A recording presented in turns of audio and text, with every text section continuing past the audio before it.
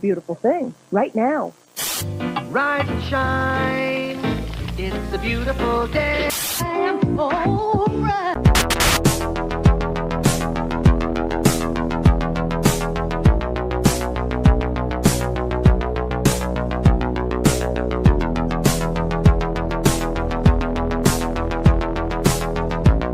About a third of the building has been blown away.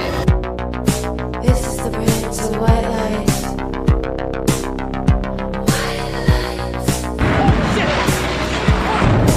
Our very freedom came under attack in a series of deliberate and deadly terrorist acts. And at that point, we were taken for another round of questioning, this time related to our allegedly being members of Mossad.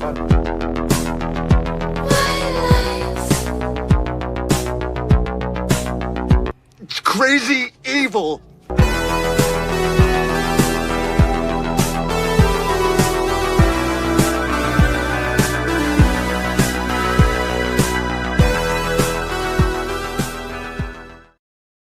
Good morning, good morning. Welcome to the No Way Jose podcast. This is The Morning Dump. I am your host, Jose Galison. It's October 3rd, Friday, TGIF. It's also episode 650. I don't know, I just thought something about that was kind of weird, like wild. 650 No Way Jose's. Give it about a year, I'll probably break this off into its own separate channel once we hit 1,000. But I don't know, pretty cool. We're at 650. It's a fun number. Won't be but a few months. We'll hit 700. So I don't know. We're cranking these things out, and I'm glad you guys are joining me in this endeavor. We're having fun. I'm having fun. Looking over what the hell is going on in the wild world.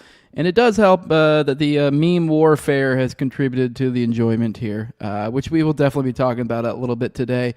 Today we'll be talking a lot about Larry Ellison. That's the first topic. CyberSpooks seek media dominance. It's basically him and his whole family, and really a host of other related spooks that are clearly trying to make some sort of, or vying for total spectrum or full spectrum dominance of the media. I'm a little bit jaded on how that'll work. It'll be interesting to see. We also got another topic I'm calling surveillance slop, a little bit of kind of, I don't know, I haven't gone through all this stuff yet.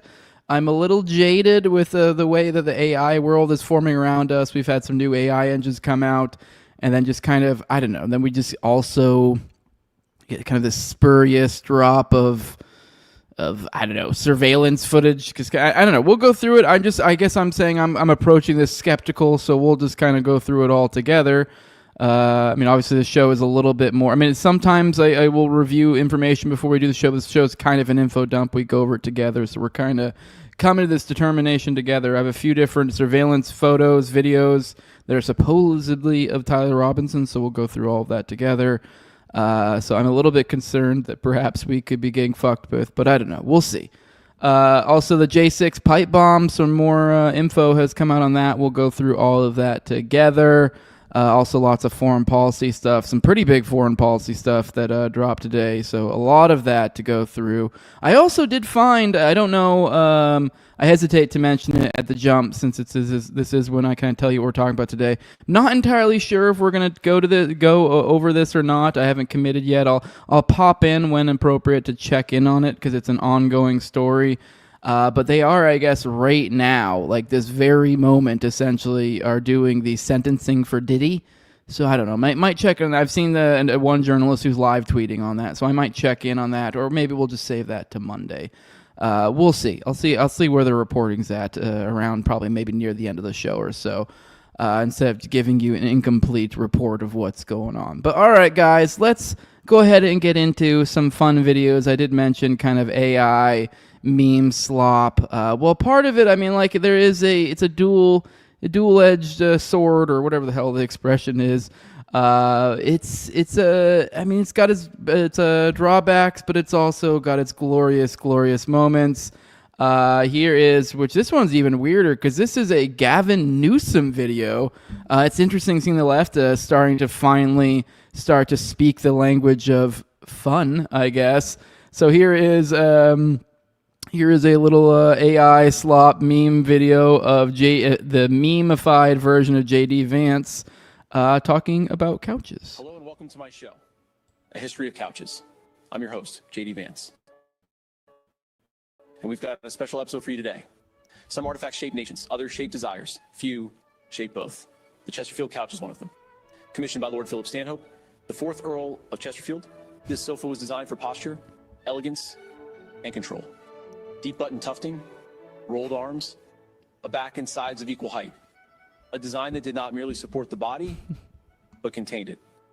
Once reserved for aristocrats, the Chesterfield spread into libraries, parlors, and now living rooms worldwide. But its allure has never diminished.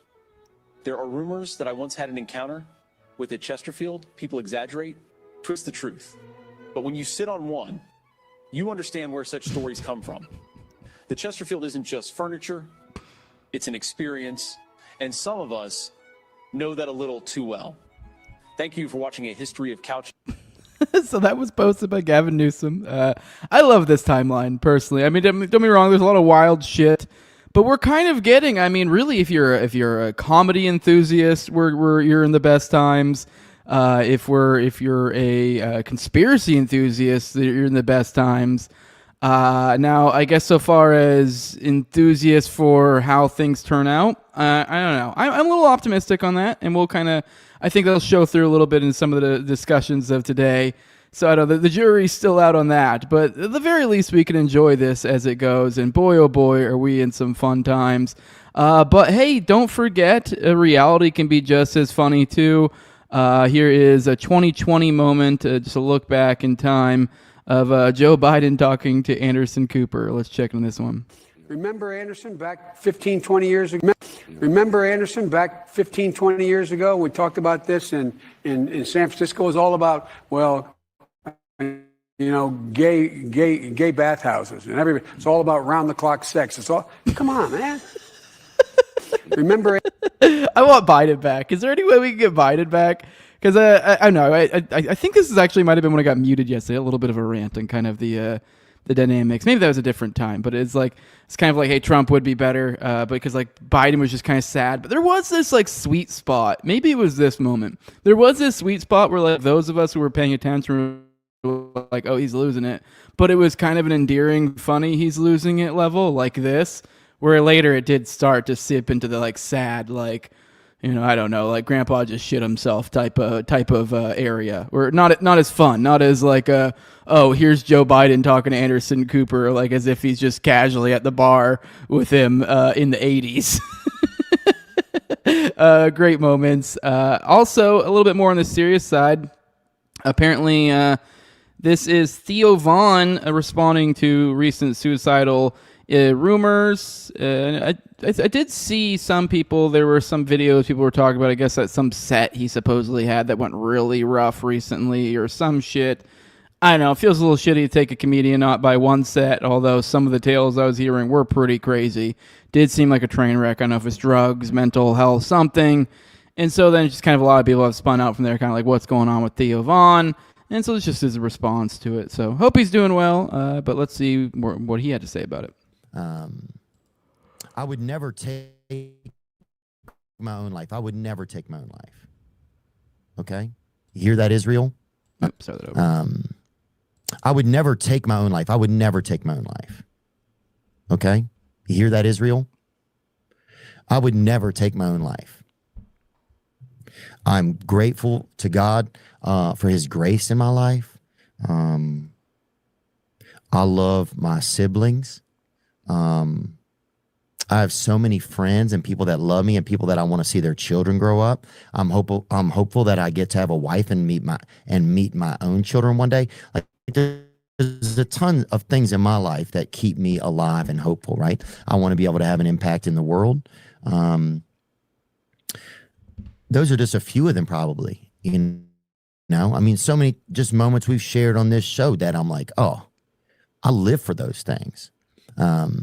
Okay, that's his response. Everyone's kind of, I don't know, going off about this. To kind of, I would never take my own life today. You hear that, Israel being the line. Everyone's dissected out of that, which, you know, I get it. You know, I mean, I get it. So I don't know. A lot of people are, I don't know, kind of making it. I mean, I know it's just kind of a throwaway line. I don't think it's really that big of a deal. it's kind of like both sides, like the right or like the anti-Israel, like I guess people like me have been kind of running with this, like, oh my God, he even has to, I don't know, it's just kind of a throwaway line. He's a comedian. Obviously, there is something substantive there. I definitely agree with that, but I don't know. I didn't think it was really that big of a deal either way.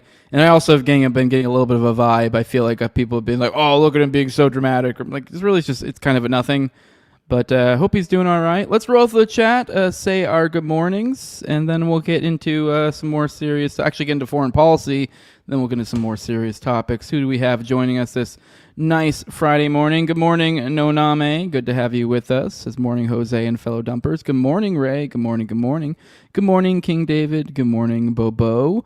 Good morning. Got a tower forming up in this motherfucker. Hell yeah. Good morning, Tom33. Good morning, Bobo. Joshua C says getting a chance to join alive again. Love the butt cut. Is that what we calling this? A butt cut? How do we get butt cut out of this? I don't know, because this is butt cheeks, like two. Oh yeah, I guess it does kind of look like a butt. It's like butt cheeks, kind of. I can see it. All right, I get it now. I think I saw someone say butt cut before. I was very confused. All right, 1 second. Sorry, my chat got all thrown off. Good morning, Tom33, representing the Rumble. Good morning, Bobo. Oh, I already said good morning. Hit that like button, though. Hit that like button. Jonathan Taylor Thomas haircut. I dig it. Yeah, I'm really digging it. You can't keep me down. I think I look beautiful. And it doesn't matter what you say. But yeah, I like it. I dig it. Good morning, Real John Doe. Good morning, good morning, good morning, William Miller. Joshua, you did ruin the tower. It's okay. Tom's saying AI is going to be like every other computer, anything. It eventually will take over a retarded amount of tasks that we depend on, and one day we'll be unable to run modern society without it. I don't know, maybe to some extent. We'll see. Good morning, everybody. Who else? Anybody else joining us? Good morning, Marnamax. Says, where are my nigs and nags at? Good morning, good morning. When are you going to get the tipping QR code? Sometime. It's not looking promising, dude. I swear. Dude, this weekend, my kid does travel soccer now, and it's like every fucking weekend. Like, I just don't have... I have like maybe a spare morning or afternoon here and there, and that's when I got to be like, oh, I got time to do it, but there's always some other errand.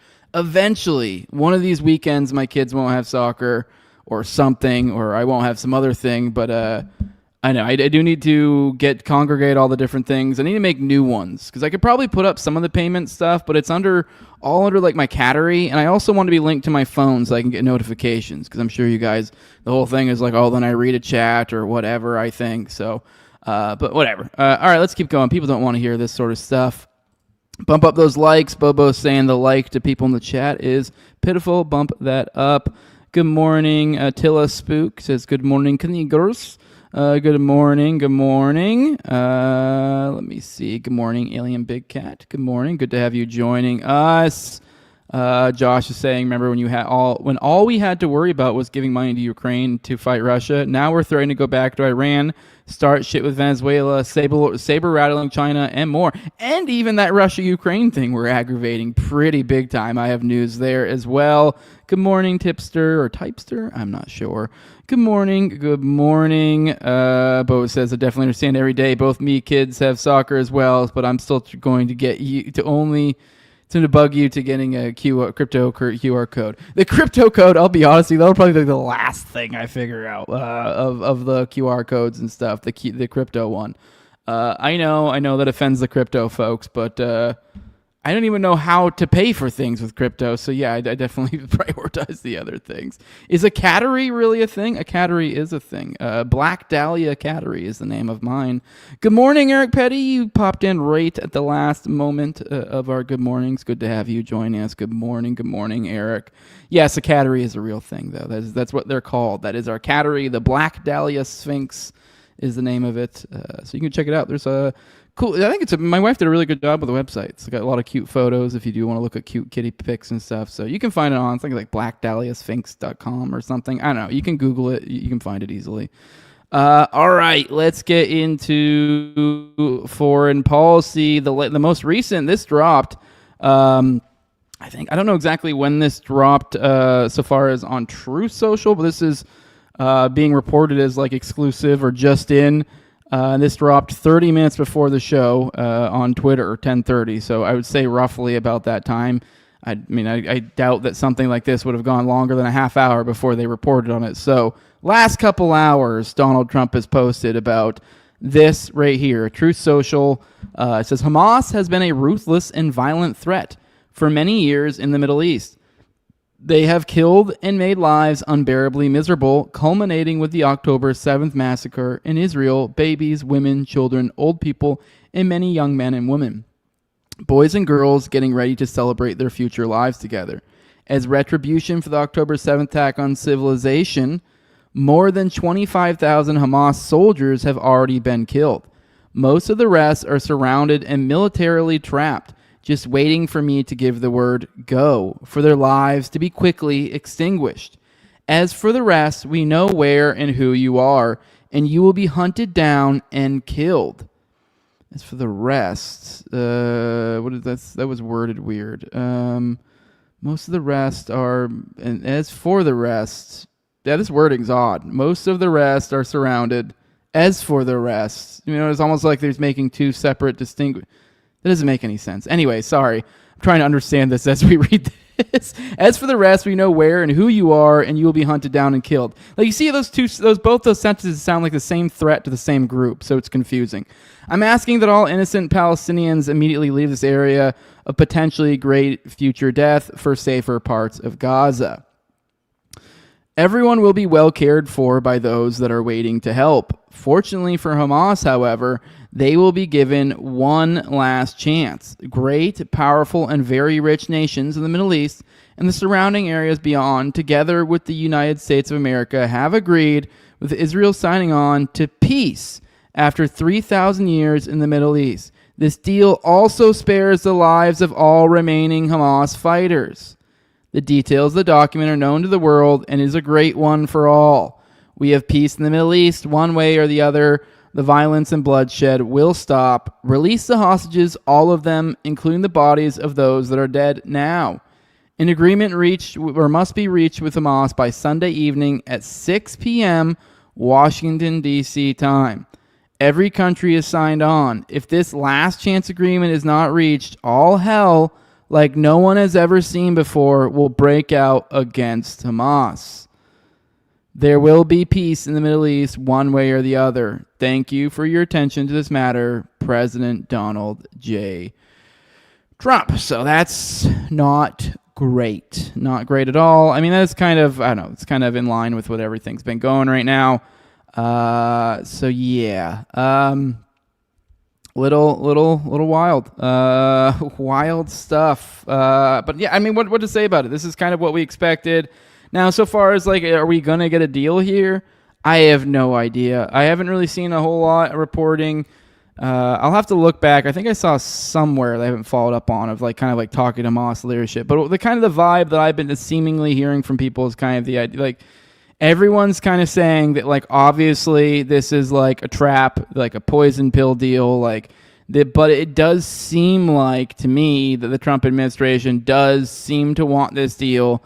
Although this deal does seem to be essentially the powers that be in that area giving some level of consent or essentially kind of falling in line for the trap that is going to be essentially continuation of domination of that area. Like the idea that, Israel is going to withdraw, that, they're going to let the Palestinians come back, that there's going to be any sort of movement towards a Palestinian state.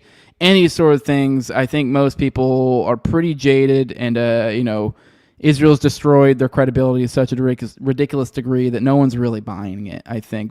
But to some degree, it's kind of like, yeah, they know, but it's just, it is what it is. I mean, I don't know exactly what their numbers are. I think he's being a little bit ridiculous so far as like, they're so far as the military dominance over Hamas. I'm not sure.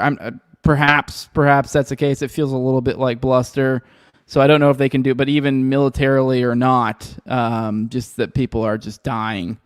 Like, it is kind of just, it's obviously a shit deal, but it's something. It's just kind of, it is what it is. So that seems to be the vibe I'm getting for people, just hoping they take it. At least here, it seems like the Trump administration does want this. Now, there are maybe we'll have to talk about this another day, but there are definitely what seems to be with this deal, and there are some untoward, essentially like mafia business shit going on, possibly. Essentially, like for the easiest example here would be Kushner, who's made, I guess, billions of dollars off of Qatar and the Saudi Arabians. And I think they're playing some part in all of this. And if you get really into the details of these deals, there are lots of money and this, and it is kind of like hooking up all these people, which we'll kind of get into these oligarchs in this episode big time.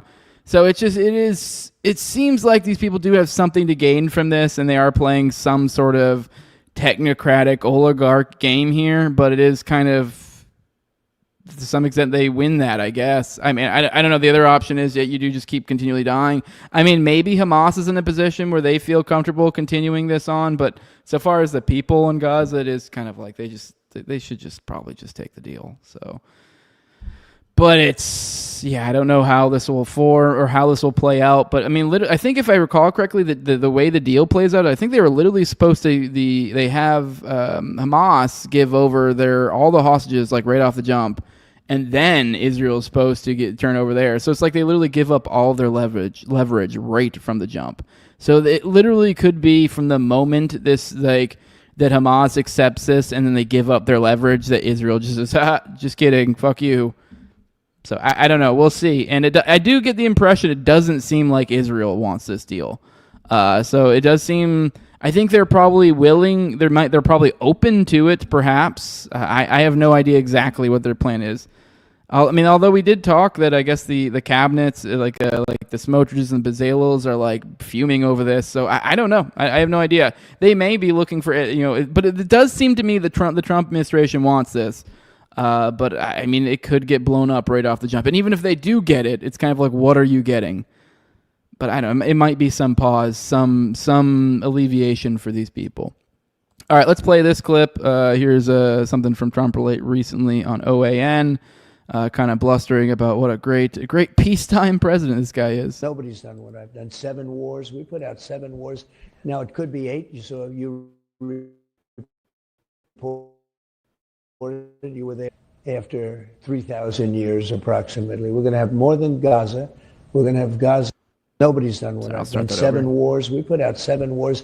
Now it could be 8. So you reported you were there yesterday. Mm-hmm. It looks like the Middle East could very well be solved after 3,000 years approximately. We're going to have more than Gaza. We're going to have Gaza plus peace, overall peace. That would be an amazing achievement. And then we'll get Russia taken care of. Somehow we're going to get that. I thought that would be an easy one. That's been a difficult one. Nobody's done one. Yeah. I don't know about all that. This peace through strength nonsense. It's essentially seems like pretty warmongering nonsense in this administration, and we're trying to frame this as some sort of peacenik. Update on the flotilla. Looks like they got them all. But there were a shitload of the people on there. There were 24 U.S. citizens. So there are people making a stink about this happening in international waters. So essentially, it was not proper for them to interdict them at this point in time. So I don't know. I mean, obviously, I'm not a fan of them doing it, but it is kind of what we expected. So I mean, how much can I muster about that? But I'm glad they're doing okay. Everything seems they're doing okay. Now, there was some finger waving, some accusations of terrorism from some of the higher ups in Israel. So there is probably a little bit of a fear tactic going on with these people. So I do sympathize with them there, and that's pretty messed up. But I mean, I doubt anything will happen to them. I hope that does continue to be the case. So yeah, but that's the case. They got them. End of that storyline.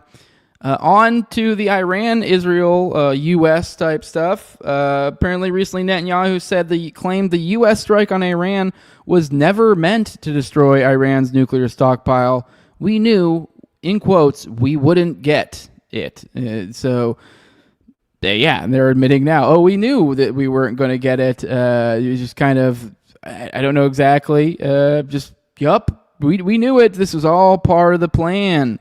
And then kind of to that sentiment, here's a piece from Dave DeCamp saying the U.S. demands of Iran make another war likely. The Trump administration is committed to ramping up the pressure on Iran, the Washington Post has reported, and the demands the U.S. is making of Tehran make another U.S.-Israeli war in the country more likely. According to the report, the U.S. is demanding that Iran accept 4 conditions as a baseline for negotiations, including committing to meaningful and direct talks, agreeing to end its uranium enrichment program, imposing curbs on its ballistic missile program, and ceasing funding of its allies in the region. Before the 12-day war, Iran made it clear that it wouldn't end its uranium enrichment altogether, although it was willing to reduce its enrichment to much lower levels and was exploring the idea of an enrichment consortium involving other regional countries. But those negotiations were abruptly ended when Israel launched the war on June 13th, 2 days before Washington and Tehran were set to hold another round of attacks. In the wake of the U.S.-Israeli bombing campaign, Iran has maintained that it won't give up its nuclear enrichment program, framing it as a matter of national pride. Iranian officials have also made clear they will never accept a deal that will impose limits on its ballistic missile program, since the weapons are the only real deterrent Tehran has. The Post report comes from the UN Security Council after the UN Security Council reimposed sanctions on Iran under the snapback mechanism on the 2015 Iran nuclear deal, which was triggered by France, the UK, and Germany.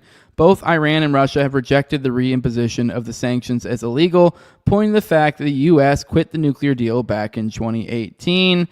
Arab officials told the Post that they're worried another war could be coming. The region today cannot go through the same Iranian-Israeli war or the other wars of the last few years. The cost is too high, a senior Arab government official told the reporter. So yeah, I mean, this is looking like this is going to probably sometime soon, very likely kick back off again. I don't think any of us here are particularly surprised. And then on the Venezuela front, that shit's picking up too. So President Trump has told Congress that he has decided the U.S. is in an armed conflict, that's in quotes, with drug cartels, signaling he's planning to expand the U.S. military campaign in Latin America. So now he's defining it as an armed conflict, but with the drug cartels. Bear in mind, he considers Maduro, he's openly stated that Maduro is the head of the Tren de Aragua or whatever. So we'll get into that probably more in this piece as well. In the memo, Trump cited his administration's steps to designate Latin American drug cartels as terrorist organizations, which he has used to justify the bombing of 3 boats in the Caribbean. His administration has provided no evidence to back up the claim that 17 people who were killed in the strikes were drug traffickers. Trump and his top officials have justified the extrajudicial executions at sea by framing attempts to bring drugs into the U.S. as attacks on the country. The president has pointed to the high number of overdose deaths in the U.S., which are mainly caused by fentanyl and other opioids. But the U.S. military action is focused on Venezuela, which is not a source of fentanyl, as a synthetic opioid mainly comes in the U.S. from Mexico. U.S. officials have made clear that another agenda is at play when it comes to Venezuela, as they are pushing for regime change in the country. The notice to Congress says that Trump has determined that cartels involved in drug smuggling are non-state armed groups whose actions constitute an armed attack against the United States. The claim is being used to justify bombing boats out of the water and murdering the people on them instead of interdicting the vessels and seizing drugs, the standard practice to stop narcotic shipment. Memo states the U.S. and the cartels are engaged in a non-international armed conflict using a term from international law. According to the ICRC, a non-international armed conflict refers to conflicts in which one or more non-state actors are involved. It can refer to conflicts where non-state actors are fighting each other or engaged with combat with the government, and a closer look at the definition makes it clear that Trump's claim doesn't hold water. To meet the threshold for a non-international armed conflict, the ICRC says the hostilities must reach a minimum level of intensity. This may be the case, for example, when the hostilities are of a collective character or when the government is obliged to use military force against the insurgents instead of mere police forces. The ICRC says that the non-governmental groups involved in the conflict must be considered as parties to the conflict, meaning that they possess organized armed forces. This means, for example, these forces have to be under a certain command structure and have the capacity to sustain military operations. The nature of the cartels and gangs that Trump has designated in a terrorist organization is that they lack a command structure and are very decentralized. President Trump claimed the first strike on a boat targeted members of the Venezuelan gang Tren de Aragua, which a U.S. intelligence assessment described as a loosely organized cells of localized individual criminal networks. Now, I normally don't read all of these to this extent, but I do think that's important, that literally under their own, they're literally defining this as some sort of, conflict between some sort of essentially, how do we define this? Non-state actors or whatever. I forget, non-state armed groups. But keep in mind, they've literally previously before officially as the government, I think this is Trump's 2016 administration, determined that they don't consider Maduro the rightful president. So if they're claiming he's running a cartel in some way, shape, or form, and they don't consider him the proper ruler of Venezuela, then yeah, they are calling him a non-state actor or non-state party or whatever the hell the term is they're using here. So this is but it doesn't even rise to that by the own U.S. intelligence assessment as considering these as like decentralized networks. Like these are what you see when you. I mean, I've never really followed everyone here has probably bought drugs at some point in their life. You buy weed from some dude, you buy some blow. I mean, that's what we're talking about here. This idea that there are these there are cartels in the world, but most of the time it's because they're government it's they probably have some sort of government backing of some sort. And I guess you could say that that's the case here. Maybe, I don't know. We haven't seen anything that really suggests that to be the case. And also at that point, if you are taking that angle of attack, it's and that's awfully fucking rich coming from the U.S. government. So yeah, I think it's significant that literally their own military report or intel reports are telling them that this doesn't jive.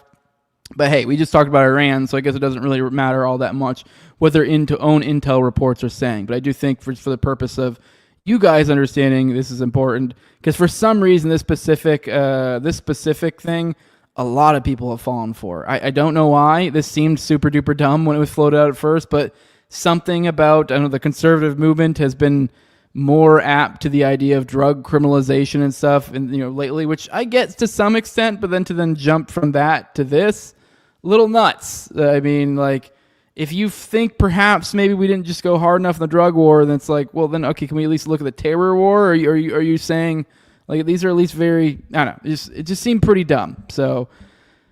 But yeah, it's the whole idea of what they're even attempting, the way they're even trying to frame this to the conservatives out here that buy this bullshit, it just doesn't seem to track. The U.S. assessment also said that Tren de Aragua's decentralized structure makes it highly unlikely that it coordinates large volumes of human trafficking or migrant smuggling, according to Insight Crime, a U.S. government-funded think tank that focuses on organized crime in the Americas. Tren de Aragua is not even considered a transnational drug trafficking organization.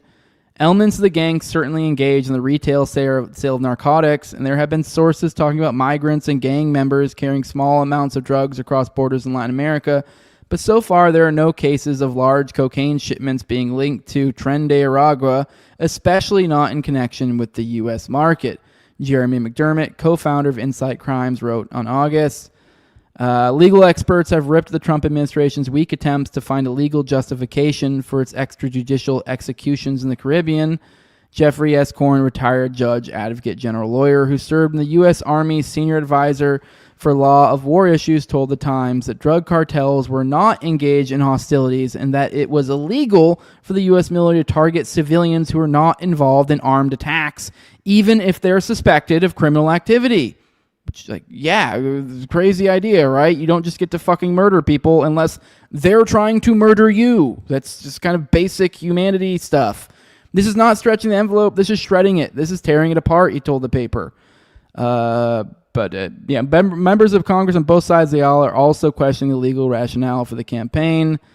According to a report from the Wall Street Journal, during a Senate Armed Services Committee briefing on Wednesday, senators pressed the Pentagon's top lawyer, Earl Matthews, who refused to provide a written justification for the strikes.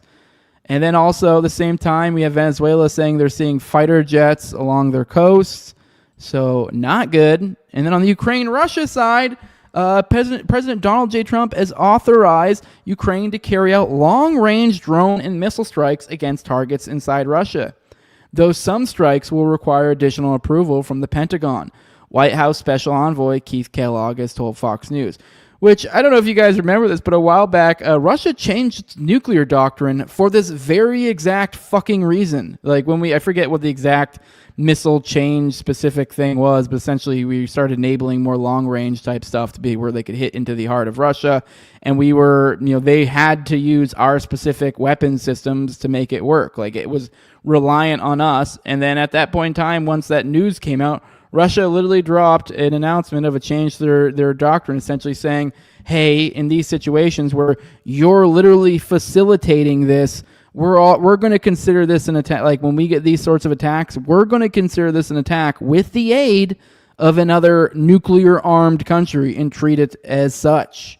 So, not good. So every one of these strikes is theoretically, according to Russia, perceived to them as an attack from another nuclear nation.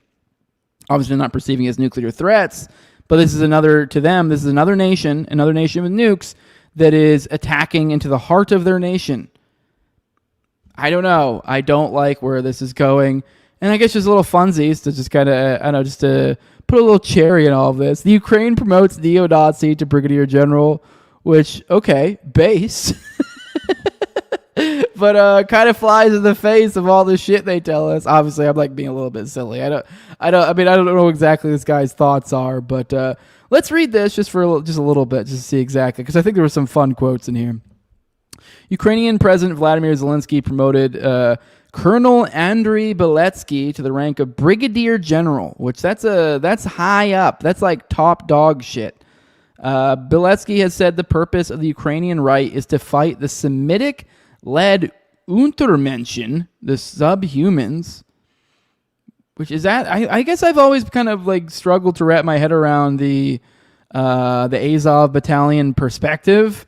The idea that if that's literally that they think they're fighting Semitic-led Untermenschen and they're fighting Russians, they think that Russians are led by the Jews. I don't know. That's bizarre to me. I don't know if there's another way to understand this. Okay, to confer the military rank of brigadier general on Colonel Andriy that's a name. Yovanovich. There we go. That's actually not as bad as it looks. Beletsky, commander of the 3rd Army Corps of the East Operational Command of the Ground Forces of the Armed Forces of Ukraine, the presidential decree signed Wednesday said. He's the commander of the 3rd Separate Assault Brigade and the founder of the Azov Regiment. He's an outright white supremacist. In quotes, Ukrainians are part of the European white race, Ross creator of great civilization, the highest human achievements, the historical mission of our nation. In this turning point to lead the white peoples of the whole world into the last crusade for its existence against the Semitic-led Untermenschen. Man, it's fun to say that at least, Untermenschen. I will say, if I was in the military and this guy's military, while I don't agree with his perspectives, it would really spice up roll call or like your or whatever fucking like military fucking functions you got going on that he just happens to show up to. I'd be, while I don't agree with it, it would be like, okay, all right, let's spices up my morning. So this is where we're at now. They're just openly just right up Nazis, which, I mean, I'm not like upset about it, but when you're like the super duper like anti-Nazi, that's the worst thing ever, which I'm not saying it's good, but just I'm not like repulsed and like freak the fuck out when I see these sort of things. I mean, yeah, I probably don't want this guy to be a general in your army. But yeah, I'm not something I freak out about, and yet the people who freak out about this sort of shit are the ones that are like, oh yeah, no big whoop. So yeah, let's roll through the chat, and then we'll get to the some of the main topics of today. Yeah, let's see what all you guys got to say. We see, we've got Biden's no shits given stage of dementia was short-lived but gold, says Tom33. It sure was. Let me check up, see what's going on in the chats. all steak and shakes in the United States except Bitcoin now. Oh, cool. I'll be able to get my Charlie Kirk special with crypto. This is America now, baby. Good morning, Che Coho. He says, I like the soccer talk. There you go. Well, that's what I'll do. I'll have to make more soccer talk. That'll be the move. Good morning, F-Web. Said, if our country was run by Mexicans, we would have military bases around Venezuela. The most oils on earth, but the Jews run the government, so we have military bases in the Middle East too for them. Yeah. Well, I mean, we're also seemingly going after Venezuela, possibly for the oil. Good morning, Gottist. Good morning. Bobo's reminding us Mexico's run by a Jewish woman as their president. Exactly. Good morning, Jug the Goat. Bobo's going for a run. Get that run in, baby. Go fast as fuck, boy. Good morning, Evan. Good to see you in the chat. Good to see you. Good morning, Uncle Ted. Good morning, CSESTP. Che co-host says the hostages aren't leverage. They are pawns. I mean, that's what pawns are, yeah. But yeah, you're right. You're being gross in the chat. CSTP talking about poopies. Good morning, Boomer Sooner. Good morning. Uncle Ted's government name is J Tunnels. I've seen his birth certificate. Makes sense. CSCP says, my feed has gone goofy as of late, but not directed at Muzzy. Bad content, more generic, liberal, orange man, bad. Yeah, I've heard a lot of people saying that they've noticed. I guess I don't use Twitter near enough to really, or any of the social medias, but I've heard a lot of people. There's a lot of crazy stuff about Twitter, or not Twitter, but TikTok. Maybe one of these days we'll have to do some sort of segment on the censorship going on over there. But I've heard some pretty crazy stuff about over there. But yeah, I've heard a lot of people talking about their feed has gotten pretty crazy about Zionist shit, and I don't know, just kind of weirdness going on. I wouldn't be surprised if we see some artificial nonsense here soon. Good morning, the one mustache. Good morning. He says, good morning, fellows and fellow brothers and sisters against the Jays. Good morning. Who else we got? William Miller. Good morning. I think I already said good morning to you. Are you guys arguing in the chat already? I think I see an argument is starting. Good morning, Wise Elk. Good to see you in the chat. Always like when you join us. Good morning, Cubertimo. Good morning. Don't buy drugs from communists, says Alien Big Cat. Yeah, I mean, you should probably get from a trusted dealer, somebody who's maybe more capitalistic in mind. I'd recommend, perhaps. I mean, it'd be odd to be a communist and be involved in that level of free trade. 45 likes only, or people in there, almost only 12 or 16 likes. Bump that shit up, people. Good morning, Mark Newcomb says, isn't it funny the Ukrainians are Nazis? Hitler hated Slavs and didn't consider them humans. Yeah, it is an odd one. I just can't wrap my head around the whole what the whole Ukrainian Nazi thing is. It doesn't make sense to me. Biggest psyop ever. Israel got a J to lead Nazis to the slaughter, says Uncle Ted. What else we got? Only J's don't hit like, says Boomer Slooner. There's a lot of good J's out there, and only the good ones hit the like button though. So if you're a bad J, you don't hit the like button. Good morning. Oh, Qbert said he played semi-pro for years. Nice, hell yeah, dude. If I hadn't fucked up in college, maybe me too. Probably not. I don't know. I would have probably fucked up somewhere along the way. I was okay. I wasn't like anything too crazy. Good morning, William Seltzer. He says, click like. Qbert said he was a physical player. Says, I made people hurt. I did too. I was always, I played like a hockey player. I was not someone who like ate. Was not like the one who's like rolling over going, oh, like, no, I was the one running people over. Like, get the fuck out of my way. All right, let's get into the main topics for today. 1 second. I need to clear out some of these tabs real quick. All right, let's watch this little video. We'll be talking a lot about Larry Ellison, so we'll watch this clip just to jog your memory who this guy is. He's kind of a cyber spook, but he's also like a super Israel guy. He runs Oracle, which I think has some sort of, I forget the exact dollar amount on it, but a big old contract with the U.S. government, essentially creating huge databases of information. He's one of them. He's up there with the Teals, with the Altmans, with the Elons. He's one of these technocratic figures that's kind of risen up. He's frequently included amongst the most richest men. He might be the richest man right now. He kind of fluctuates with Elon, and he also has family members who are kind of I don't know, very much entrepreneurs in the same sort of way, I guess you could say. But let's watch this. Because we're constantly watching and recording everything that's going on. Citizens will be on their best behavior because we're constantly recording and reporting everything that's going on. The first thing a country needs to do is to unify all of their data so it can be consumed and used by the AI model. You have to take all of your healthcare data, your diagnostic data, your electronic health records, your genomic data. The NHS in the UK has an incredible amount of population data, but it's fragmented. It's not easily accessible by these AI models.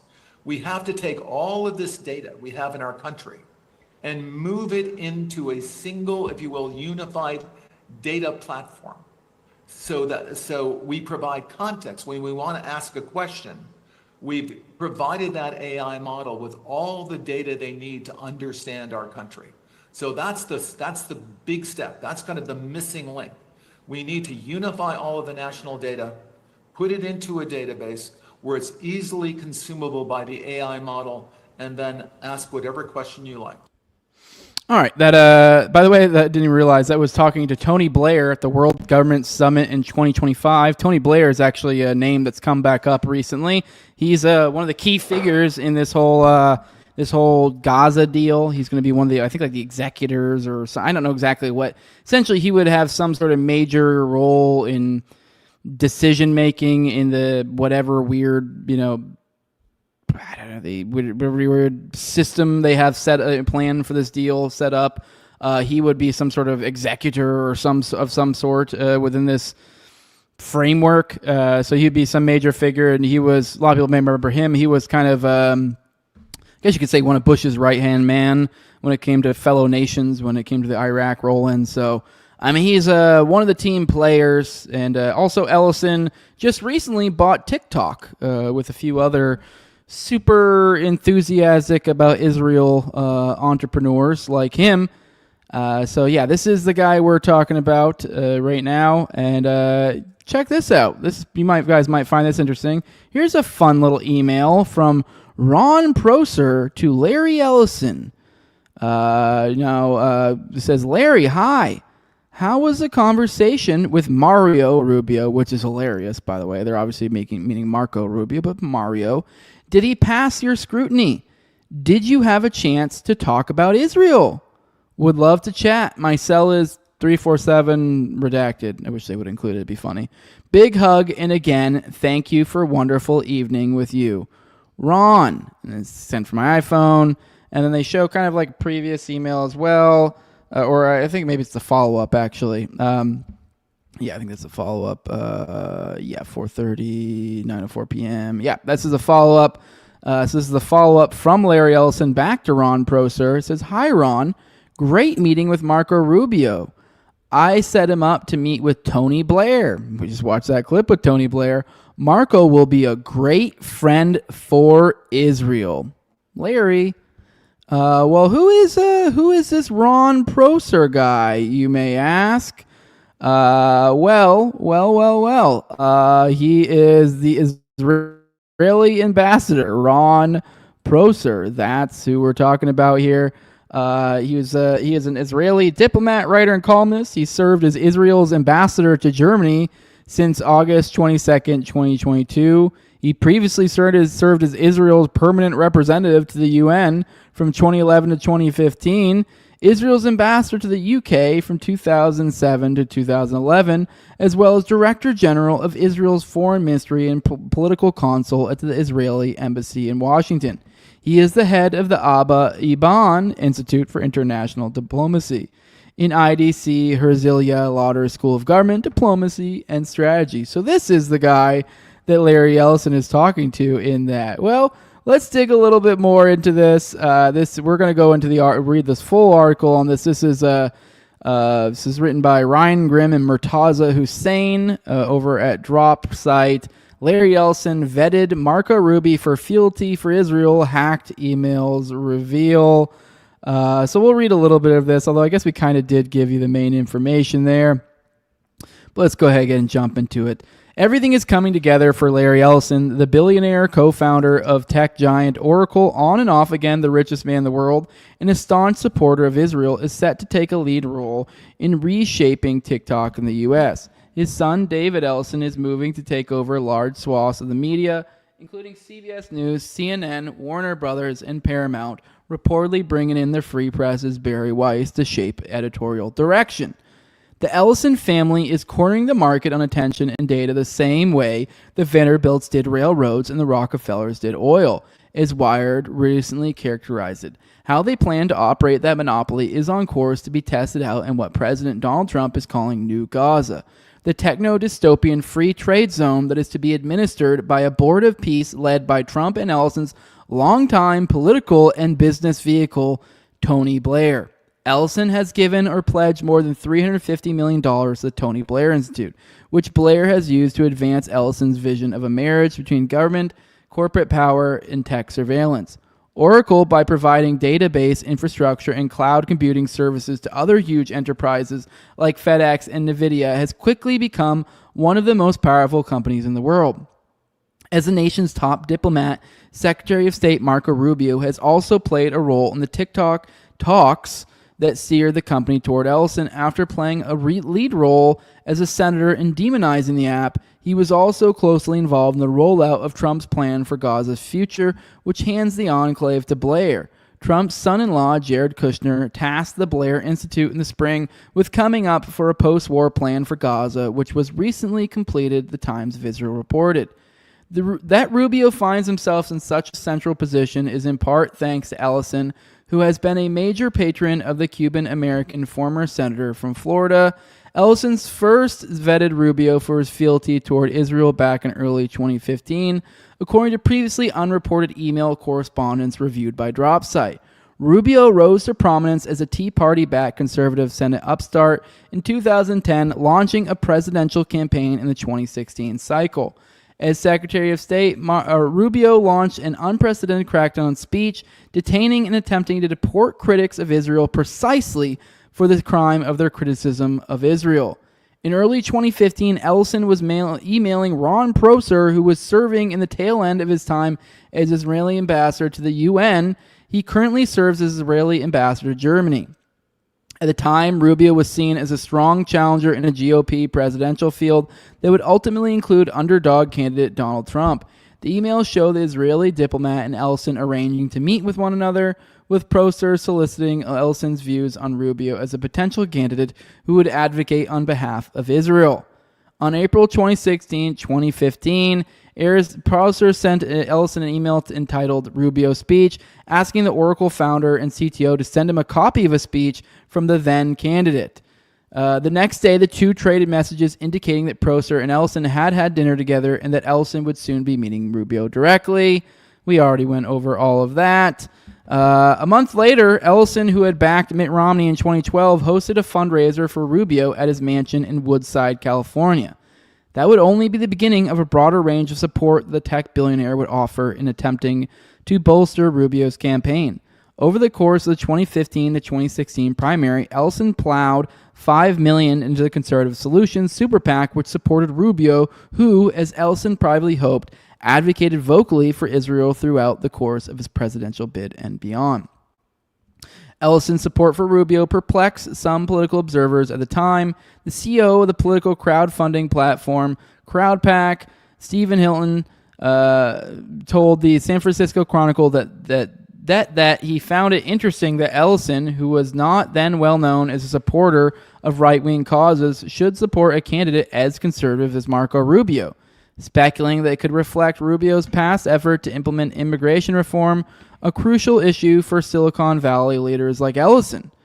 Requests for comment about the exchange to Ellison, the U.S. State Department, and the Israeli embassy in Germany, where Prosser is currently stationed, were not returned. The correspondence between the Israeli diplomat and Ellison is part of an archive of emails released by Handala, a hacking group suspected of having connections to the Iranian Ministry of Intelligence. The documents were then obtained by distributed denial of secrets, a non-profit whistleblower and file-sharing website, where they are presently available to a select pool of verified researchers and journalists. While the emails were posted without metadata, that would allow their authenticity to be verified. They contain hundreds of photographs, documents, and other information from Procer and his contacts, including non-public information verified as accurate by DropSite. The archive ends in 2016, suggesting the data had been infiltrated prior to being posted by Handala in October 2024. The announcement by the Handala hack team that it had gained access to Procer's emails was made around the same time and announced a trove of emails from former Israeli Prime Minister Ehud Barak.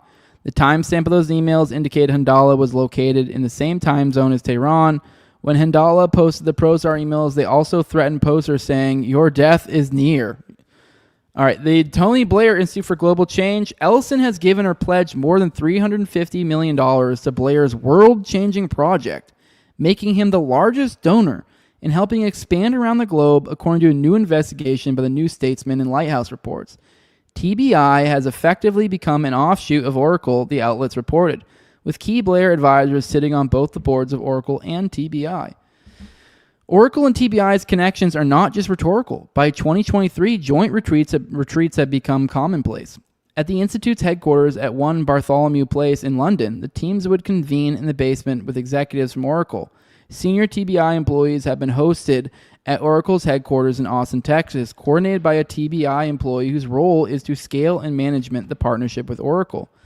Former staff recall that there were other earlier hush-hush joint retreats at Ellison properties in the U.S. It's hard to get across just how deeply connected the two organizations are, a former TBI staffer said. The meetings were like they're part of the same organization. As the TBI's partnership with Oracle deepened, employees told us they started to see Oracle staff slide into TBI's employees' calendars and schedule meetings in order to find out what the Institute was doing in different countries and scope out opportunities, recalls one former TBI staffer. Soon, employees from the two entities were having regular joint calls. In other words, if the relationship persists, Ellison and Oracle are positioned to take a lead role in redeveloping Gaza. We don't have to guess at what type of society Ellison would hope to usher in. On an investor call last year, Ellison said that mass surveillance is an inevitability and will keep the citizenry on their best behavior. We're going to have supervision, Ellison said. Every police officer is going to be supervised at all times, and if there's a problem, AI will report that problem and report it to the appropriate person. Citizens will be on their best behavior because we're constantly recording them and reporting everything that's going on. In the months after the discussion about Rubio passing muster as a good advocate for Israel, the leak suggests that Ellison and Procer themselves maintained a sporadic email correspondence. Procer bitterly complained to Ellison about the unfair treatment that he said Israel was receiving at the UN.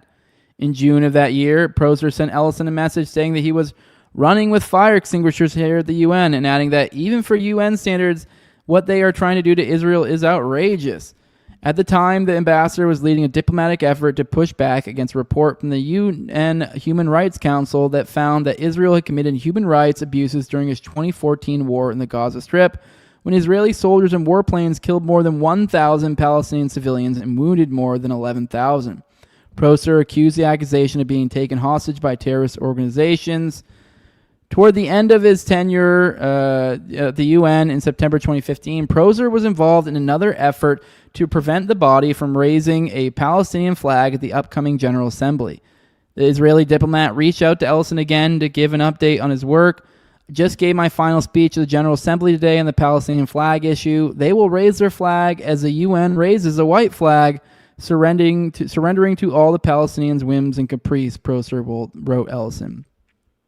Signing off, he suggested they touch base to continue collaborating on methods to support Israel. Procer wrote, I will rebase in Israel and would love to talk to you about some ideas I have that might coincide with things we spoke about in our last meeting concerning your wish to get more involved in Israel. The email archive, which tapers off in early 2016, contains no further correspondence. Weapons change over time. Ellison has never been shy about his overwhelming support of Israel.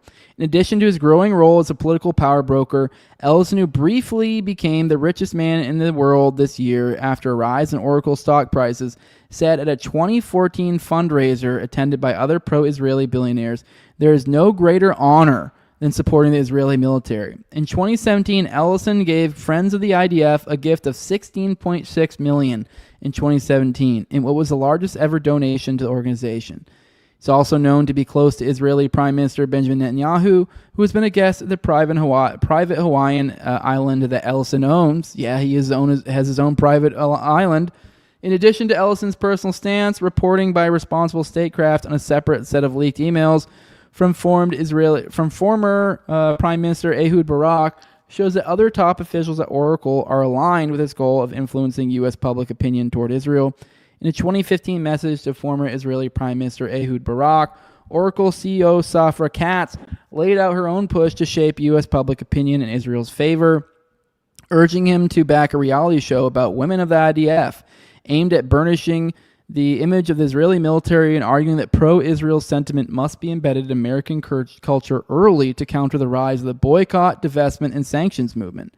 That means getting the message to the American people in a way they can consume it, Katz told Barak, adding that we believe that we have to embed the love and respect for Israel in the American culture. Along with his son David, Ellison's role as a media power broker is set to grow in the years to come. And Ellison's role in the multi-billion-dollar takeover of TikTok may be his most important attempt to reshape the post-October 7th media environment.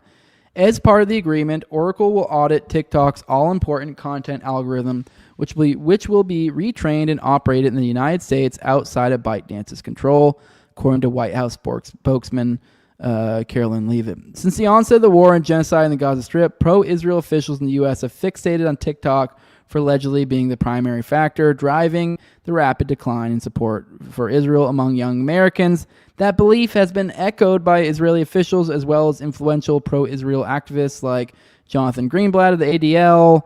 Netanyahu himself has been the most forthright about the importance of Israel and its supporters taking control over the video platform, a gift that Ellison now appears ready to grant him. Weapons, this is Netanyahu's quote that we covered recently. Weapons change over time. The most important ones are on social media. Netanyahu told a group of pro-Israeli influencers assembled at Israel's consulate, saying that the accusation of TikTok was the most important purchase going on right now. And as Mel says, so a Jewish American billionaire worked with an Israeli diplomat to screen American presidential candidates in order to determine whether or not that candidate would be good for Israel. Not America, Israel. And now that same Jewish billionaire is about to own TikTok, CBS News, and CNN. So that is, keep in mind the timing of this. This is 2016. He was literally getting ready to be a presidential candidate at that point in time. Obviously, it didn't work out for him. Trump ended up getting it, but now Marco Rubio, the second go-round, is in his administration, and it seems that perhaps the backers of Rubio have been subsumed by the Trump administration if they weren't already a part of it to begin with. So, that is what we're dealing with here. Also, Barry Weiss to be named editor-in-chief of CBS News as part of major Paramount Skydance shakeup. So we just talked about the daddy there that has all these things. He has, what would I say, TikTok, CNN, what was the other one? CBS? Was that what it was? And I think he has some other stuff. Well, this fucking goofball that you're looking at right here, that's his son. I mean, I guess it's not surprising. He does look weird in the same way his dad looks weird. Well, now his son owns Paramount Skydance, I think, which is essentially CBS. So, he's going to be running it over there. The son is going to be running... No, actually, that's what I mixed up. The son's running CBS, dad's running CNN, something else, TikTok, Oracle. I mean, it's hard to keep track of all the different things. Essentially, they're gunning for all the things. And, you could see here with the son, obviously, he's appointing Barry Weiss as soon as she gets in there. Also think it's interesting to kind of pair all this together as well with, there's been this weird Netflix, I guess, boycott of some sort. I'm kind of interested. I'd be interested to hear from you guys in the chat if you guys have actually seen this in any organic way or have been a part of it or whatever. I don't even know what Netflix did to upset people, which, don't get me wrong, they've done plenty of things in the past to upset. Like the Cuties thing, holy fucking shit. The Cuties thing, that was insane. Like, yeah, that, like, but I don't know what they did recently, but people are mad, and it's been this big push. I guess the point I'm getting at least for my purposes, it feels kind of artificial. It feels like I'm hearing about these, we must cancel Netflix. And like, why? Whatever. I don't know. Maybe he said there was something said about Charlie Kirk or some shit, but apparently there's been some push. Feel free to fill in these blanks for me in the chat. It is always helpful when you guys do that, because sometimes you do. But here's Sam Parker saying, why are Elon Musk and so many Hasbro accounts pushing you to cancel Netflix now, even though it's been a known problem for years? Could it be because Zionist Jew Larry Ellison of Oracle, best friend of Israel and largest private donor to the IDF, has $2 billion invested in Twitter and Tesla, along with business relationships between Oracle and Twitter and SpaceX, and Larry and his son David Ellison now own TikTok, Skydance, CBS, Nickelodeon, MTV, Comedy Central, BET, Showtime, Pluto TV streaming, Paramount Plus streaming, Warner Brothers Film / TV Studio, HBO / Max streaming, CNN, Discovery Channel, DC Comics, Turner Broadcasting, TNT, TBS, all competitors to Netflix. Nah, couldn't be, right? Well, this right here kind of gets at the crux of what I think one of my main points of this whole topic is that I don't know. I almost kind of don't really. I mean, it's kind of almost, I guess, fun to watch this because I just think it's not going to work. Like, look at all, like, you see this, you're like, this kind of lays out the delineation here pretty well. I mean, no, I don't think Netflix is exactly this, but you essentially you got literally listed all these things. If you're looking from media binary perspective, you have Netflix being the new streaming apparatus and being kind of the OG to some extent. This is like the leading competitor of streaming, I guess you'd say. And all the other people are late adopters. So like they're not even the new because I mean there's like podcasts, there's YouTube. So they're not even really, they're not quite established. I mean, I guess Netflix sort of is establishment, but it's not to the extent that long laundry list of things that land off the old paradigm, the TV, which some of those are transitioning to streaming, but this is kind of the crux I'm getting at. This is those things. Who gives a shit about CBS? Who gives a shit about MTV? Who gives a damn about Comedy Central, BET, Showtime? I mean, some of these are things that I'm like, I have that streaming service. I have that streaming service. But frankly, maybe I'm alone here. I'm not someone who watches a ton of TV or anything like that. Like most of my stuff is, watching my phone or Netflix, I guess, maybe some other streaming stuff. I mean, mostly Netflix is probably, so far as streaming, probably what I use the most. I don't know. And even then, like, I could lose Netflix tomorrow and I wouldn't be upset about it. I could lose any of these streaming services tomorrow and I wouldn't be upset about it. It's just, it's not the same as like 15 years ago if you're like, oh no, one of the major news networks or major TV networks. You're like, okay, who fucking cares? And I think that's only going to get more of a that reality is going to only get more apparent, I think, as time goes on. So yeah, it is concerning. We see this guy doing, if anything, the surveillance side stuff I'm more concerned about than it is so far as the media stuff side of things. I think they're going to fail miserably there, and it's going to be pretty fun to watch. But all right, let's move on to our next topic after we roll through the chat. See what you guys say. Check in. All right. All right. I don't know what this was in reference to, Q-Bert, but you're talking about gay sex in the chat. That's always funny. Let me see. Larry Ellison is a sister hard R-er, a true piece of shite, says No Name. Yep.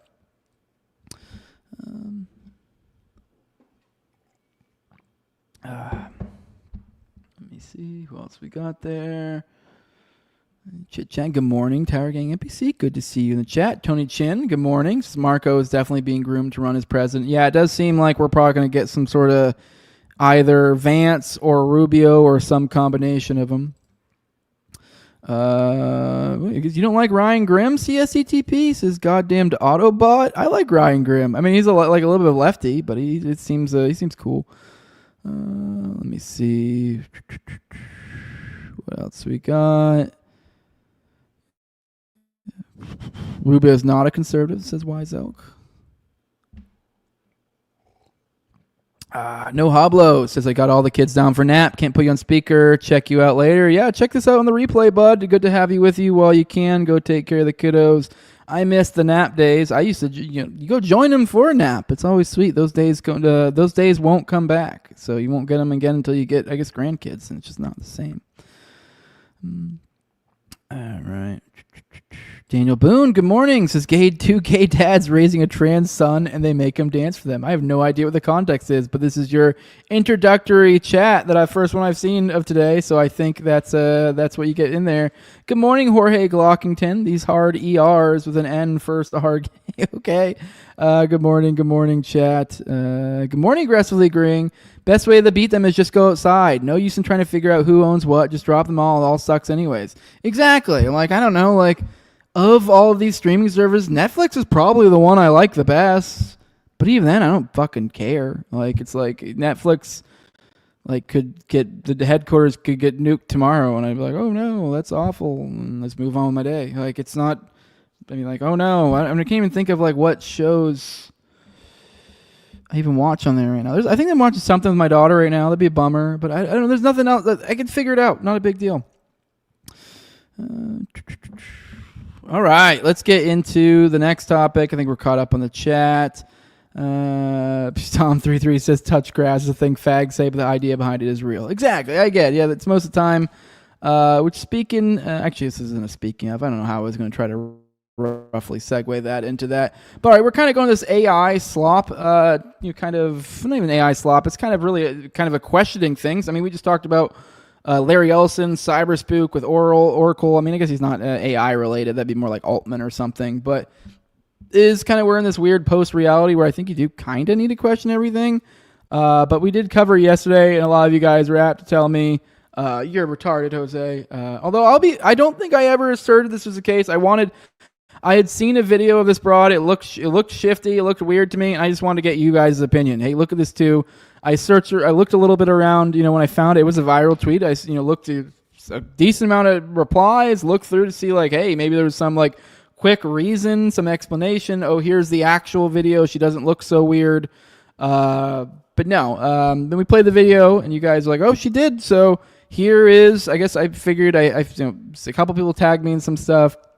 I don't think I saw any like video of it. So like, not that I'm like really debating all that hard. I think I was just more kind of tying it into that, like, we're in this post-reality type thing right now, and that the fact that people even like jumping to that this is AI, and that we're kind of like, I don't know, it could be. I think it was worthwhile commenting on. But here she is.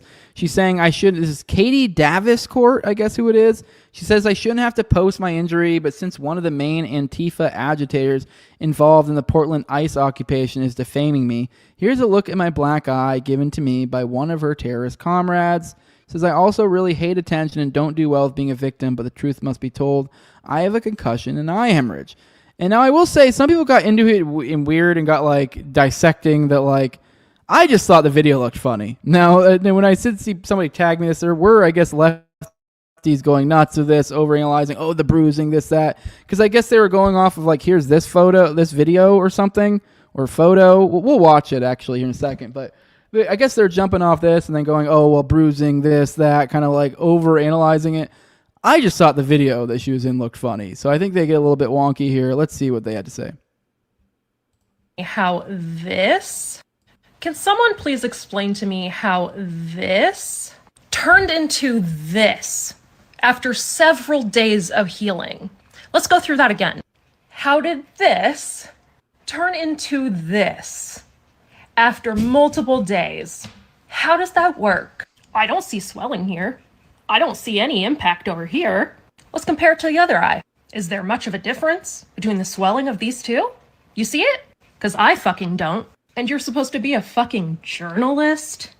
Shame on you. Shame on you for fucking lying. Shame on you for perpetuating a false narrative. Shame on you for having armed MAGA chase down a minor and multiple unarmed people down the fucking street. Shame on you for coming to a city you don't even live in a state that you don't even live in. And this is going to be crazy for me to say this, but shame on you for admonishing the police of that city just because they didn't believe your bullshit story. I am so fucking tired of seeing you chase people around, get way too fucking close to them, and then act shocked when you run into shit. I'm sick of it. And the rest of the world that has 2 fucking brain cells is sick of it too. If you were a journalist of any substance or quality, you wouldn't need to make up stories just to make money. You could have done anything else. Instead, you lied about the city of Portland. You lied about the peaceful protesters outside of the ICE facility, causing the president that is on his deathbed, both physically and mentally, to believe that there is a lot more going on in Portland than there actually is. Fuck you. All right, this bitch is retarded. What was her whole point? Was the bruising? Because this is the initial photo, and then she's like, "Oh, how does this get to this? Like this versus this?" Well, that's how bruises work, dumbass. Like, you know, usually the initial impact sometimes takes like a day or two before you're really getting sort of color to it. I mean, I'm all open to that it's fake and that journalists fake shit and AI is a thing, but this is just frankly retarded. This is really retarded. And they're kind of the idea about how do we go from here to here.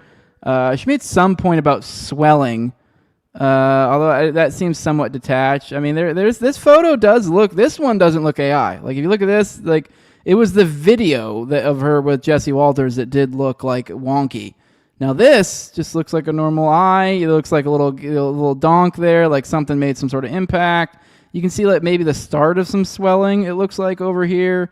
And then I think this was supposed to be like days later, which it doesn't have really any swelling, but I don't really know. The swelling doesn't, start instantly. I think swelling is usually kind of early, but not like immediate. So if she took that photo somewhat, like you probably wouldn't have a ton of swelling yet. And swelling usually goes down fairly quickly, I think, and then the color starts to set in. I've had some wild bruises. I remember once I dropped an aircraft cowling, which is like, a cowling is the engine cowling. A lot of engines will have like hinges and you can kind of like open them and close them. And it's different for every aircraft, but with most heavy aircraft, like the large ones, that's usually a 2-person job. I'll be honest, like on the outboard ones, would always get help because it's like you kind of got to reach up high, and so it is kind of dangerous. But they are heavy, but they're all like on a hinge. And so you're opening them, closing them, whatever. Usually you get another person to help you with it. But on the inboard ones, I kind of always would do by myself. And one time, just because they're a little bit lower and you can just you should do it for safety reasons, but with another person. But mama didn't raise no bitch. So, there was one time, the point being is I literally dropped the fucker. And this is the reason why it's a 2-person. It slipped out of my hands because like just kind of the moving of the, all the different, whatever the hell is I'm doing. It just slipped out of my hands.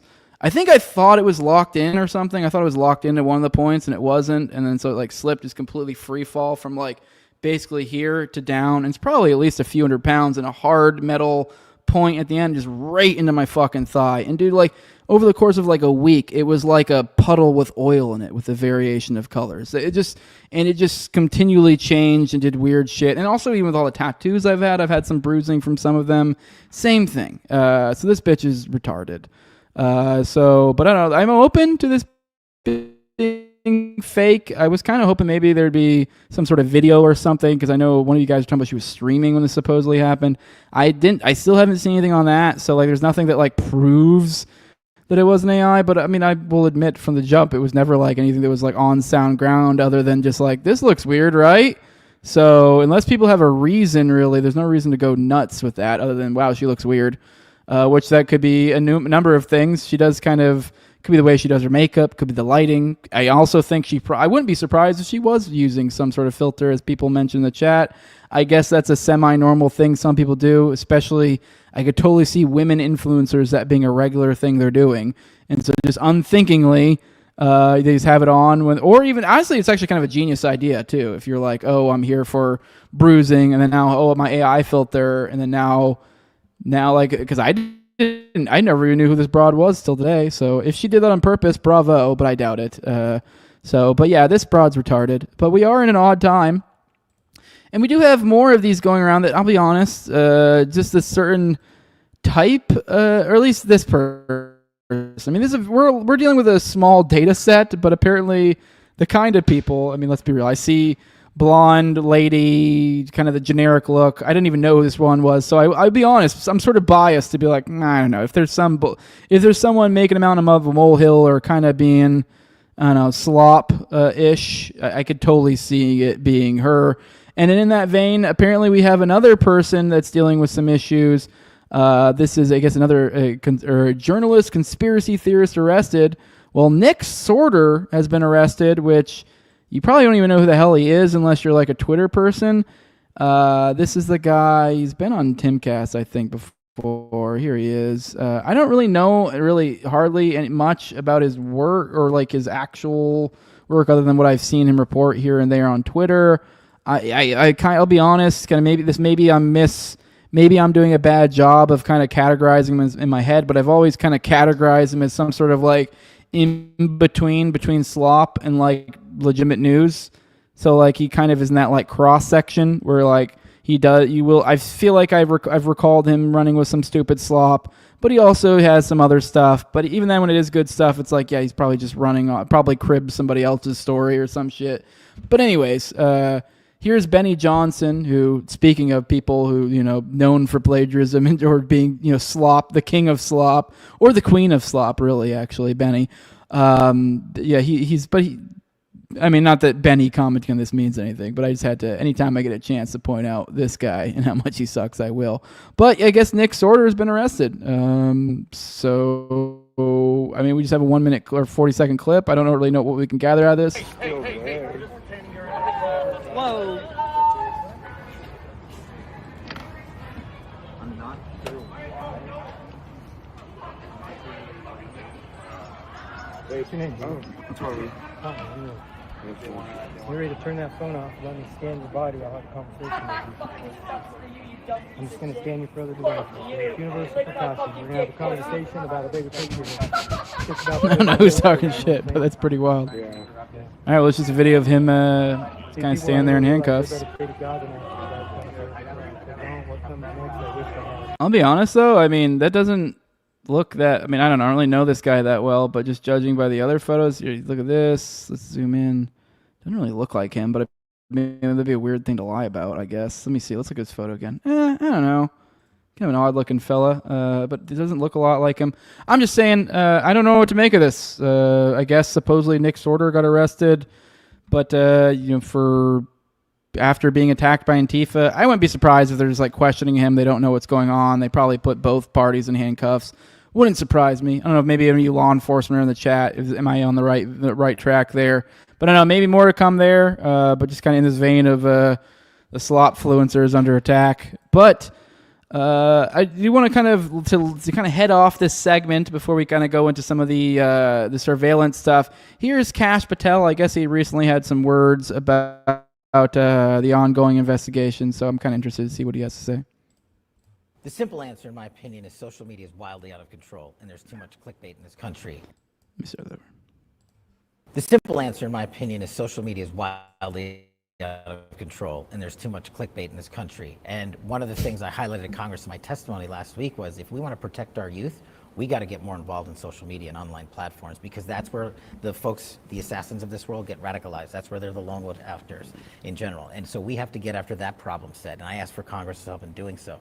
But speaking of Charlie, that's where they're the more involved in social media and online platforms, because that's where the folks, the assassins of this world, get radicalized. That's where they're the lone wolf actors. And one of the things I highlighted in Congress in my testimony last week was if we want to protect our youth, we got to get more involved in social media and online platforms, because that's where the folks, the assassins of this world, get radicalized. That's where they're the lone wolf actors in general. And so we have to get after that problem set. And I asked for Congress to help in doing so.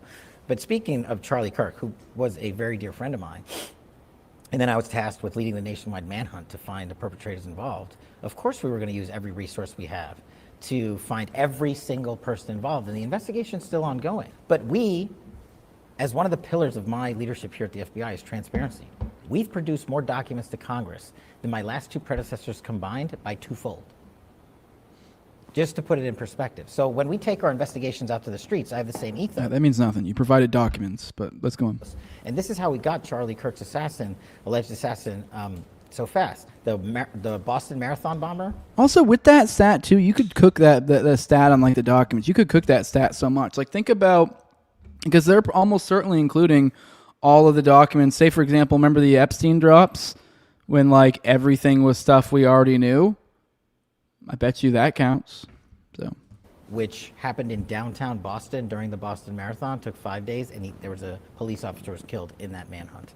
Luigi Mangione, who allegedly murdered an individual, the CEO of the healthcare company, in downtown Manhattan in broad daylight, took 5 days to find him. Our investigation is very much ongoing. But we've also, Armstrong, in an unusual thing, put out publicly more information as to what we found because it is of such public importance.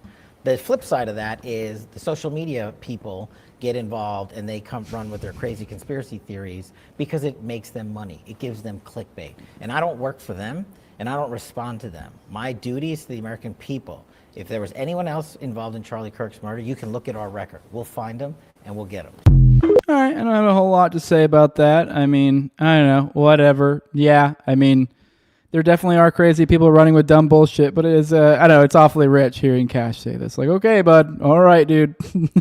What did it take you, 33 hours to figure this one out? Yeah, I don't know. It just seems a little off. I don't know what to make of it. But yeah, I'd really have, yeah, okay, dude. Like, sure. I mean, what do you say to that? Like, yeah, there's a lot of errors in this shit. I mean, there are definitely, also there's truth to this, though, and that there are a lot of people running with crazy shit, so... although I just feel like that's the rare, that's like the outlier here, so it's kind of like whatever. But I mean, obviously, it's concerning the kind of the impression he's getting that they're going to start digging into the internet big time, which I guess is kind of the overall theme here, and I think it kind of leans into this whole like, oh, they're going to run with everything. Well, it almost sounds like you have an incentive to flood the field with nonsense. So. All right, there's something from Mel. So she took a screenshot of a back and forth between Tyler Boyer, which is one of the TPUSA guys. He was that one I played the other day. He was going on about the security and how awful it was to, say anything about them and blah, blah, blah, blah. And though they're professionals that love Charlie and, oh, my stars and garters. And then come to find out that I paired that with my article from Ken that kind of goes into that actually they had some issues at TPUSA, and they've been like seemingly scrubbing all their shit and not really responsive to much. So it all just seems a lot different than the way that he's like, oh my god, it's a different thing. But here he is responding, I guess, in reference to the camera going on behind him. You know, the one that one of the early things that people point out, like, hey, what the fuck is up with this? The one dude who walks up on the, pops up on the chair, takes down the camera, brings it with them, like all that. Just and then later, like Andrew Colvitz, nonsensical, like I talked to him, and the first thing he told me was, he was like, "Why'd you do it?" He's like, "'Cause I know people are evil." Like, shut the fuck up, like. It's just such a bizarre response to an active crime scene. But now I guess we're getting a little bit of a switcheroo, it seems, or maybe not even switcheroo. Maybe this is the truth. I don't know. But this is what Tyler Boyer is saying. He responded, dude didn't tamper with anything. The law enforcement officers asked them to turn them over immediately so they didn't get lost in commotion before they took everyone into lockdown, which... I've heard no one say that. That would have been a far more appropriate answer than, because people are evil. My message is directly pointed at people like you who are promoting completely made-up theories and therefore putting targets on these guys. Knock it off. Completely made-up theories? No, we saw him step up on that thing and grab the camera. And if the police had told you to do so, that's bizarre, for one. But two, then, like, that should have been... Instead of this whole, like, oh, it was evil. That's what it should have been led with. And so, like, missed me with that gay shit. Sorry. When you say that sort of stuff, people are go, what? No. So, yeah, you open yourself up for that. Then Adrian Ashley said, I had hoped they duped the cards first, but I understand law enforcement wanting them secure. Then he goes, it was live streamed. This is why his theory is so half-baked. So I guess this was a live stream. So now when he says live stream, does that mean he was a live stream to a private feed? Because I mean, I feel like people have live stream is like, was there a public stream we don't know about? I haven't heard anything about it. Once again, say with that like Davenport, whatever the fuck. Like, if you have something, if you know information, let me know. I mean, part of this is coming to you guys with, hey, this is some stuff. What do you guys think?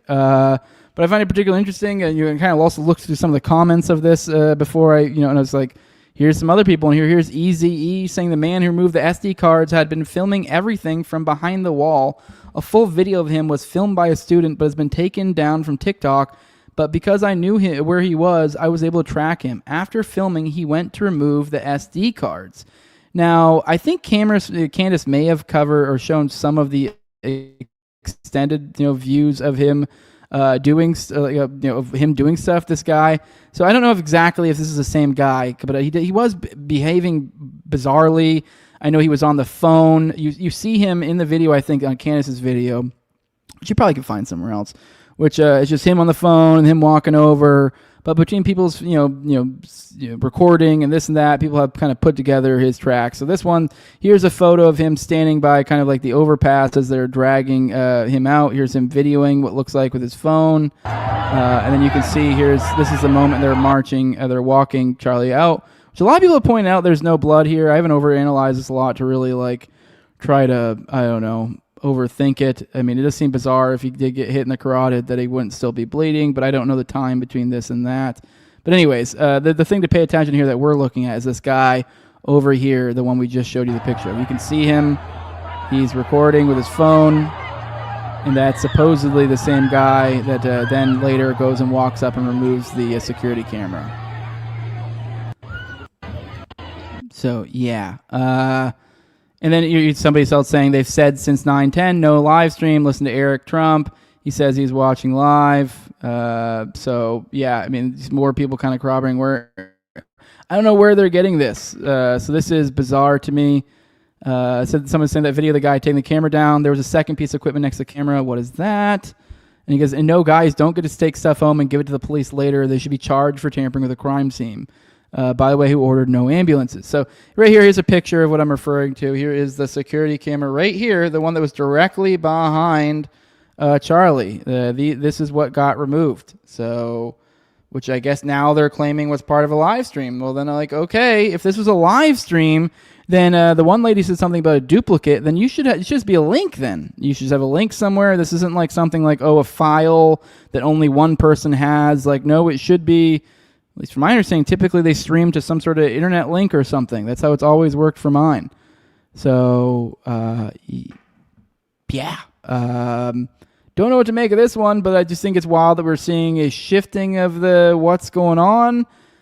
I don't know. Keep an eye on that. All right. I guess we supposedly have security camera stuff. Here's George Webb, which, I wish there was another bookmark thing that now I'm remembering I had of his that I was like I should go through, but I think Mel did a pretty good breakdown. We covered one of his things. Apparently he has a little bit of a suggestive past, I guess one could say. I know people. I think it was this guy that one of you guys in the chat recently pointed out that he was. I think you were saying he was one of the guys who was curiously overly interested in the water tower theory, with the Trump assassination attempt or whatever.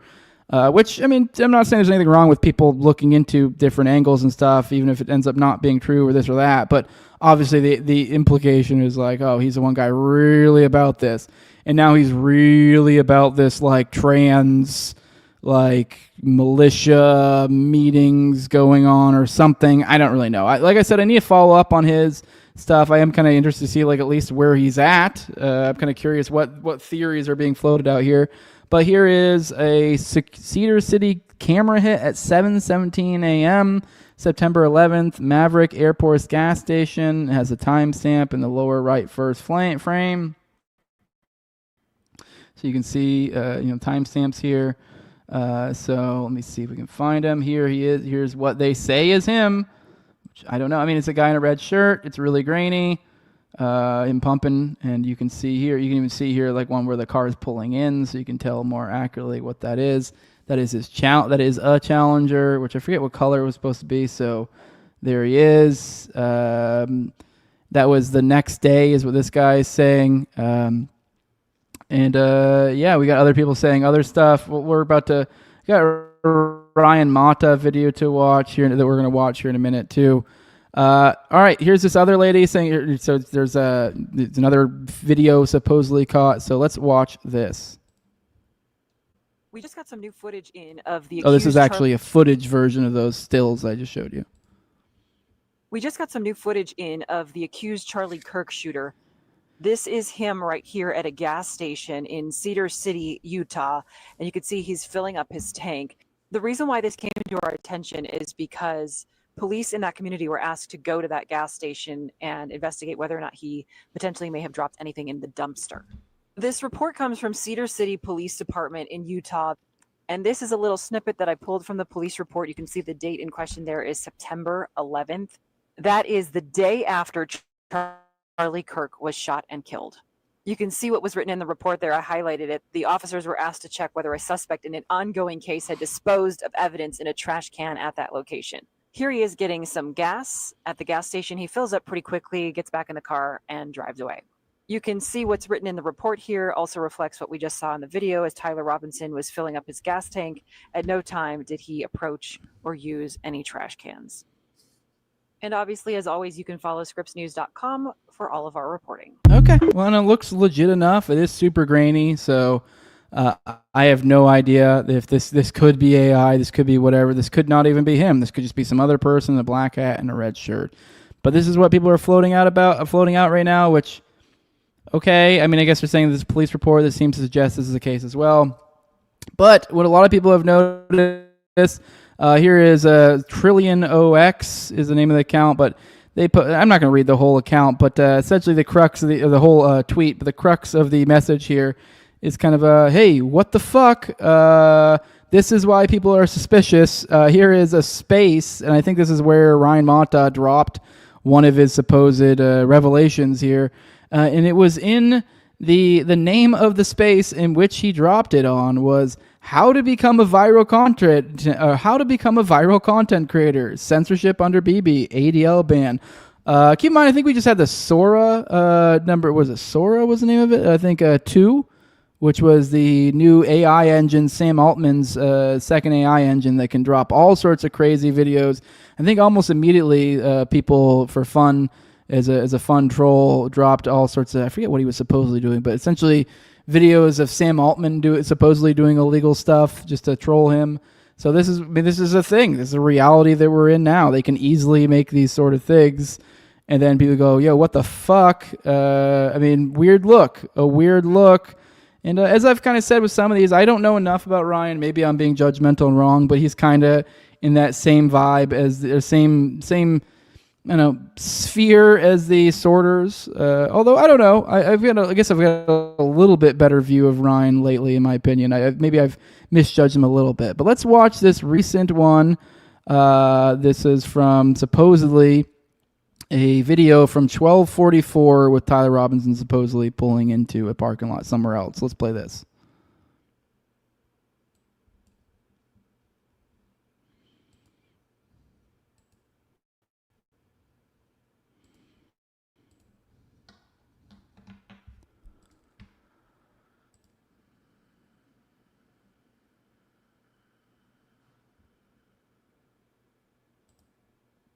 Oh, there's a Challenger. You can see in the back a Challenger. Does it look kind of greenish to you? I mean, I guess it could be black or just be lighting. But let's keep going.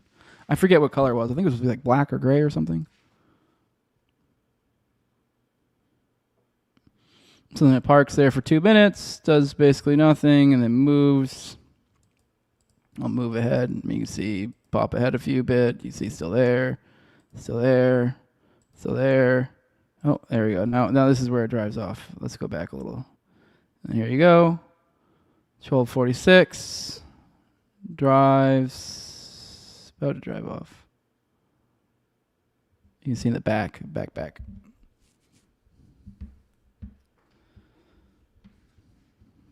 Oh, yep. See it pulling out now. And it's out of here. Going. And it's off. About to be off frame. So, all right. I mean, nothing crazy. Just car pulling it out. The timing, I guess, would be important. Let's look at the comments. I forget. I think I was around the time. This was 20 minutes after he allegedly assassinated Charlie Kirk.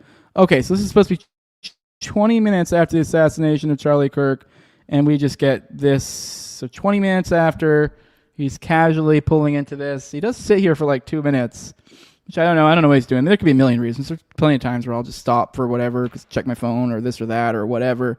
So, I mean, this doesn't necessarily mean anything on its own. But there's a spotting of what looks like a now to go back to how the fuck do we know this is him?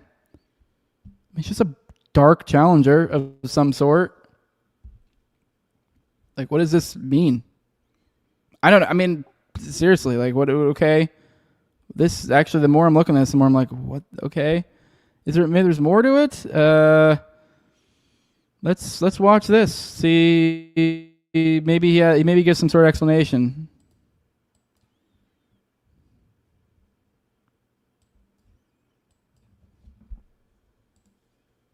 No, I lost audio. Give me a second.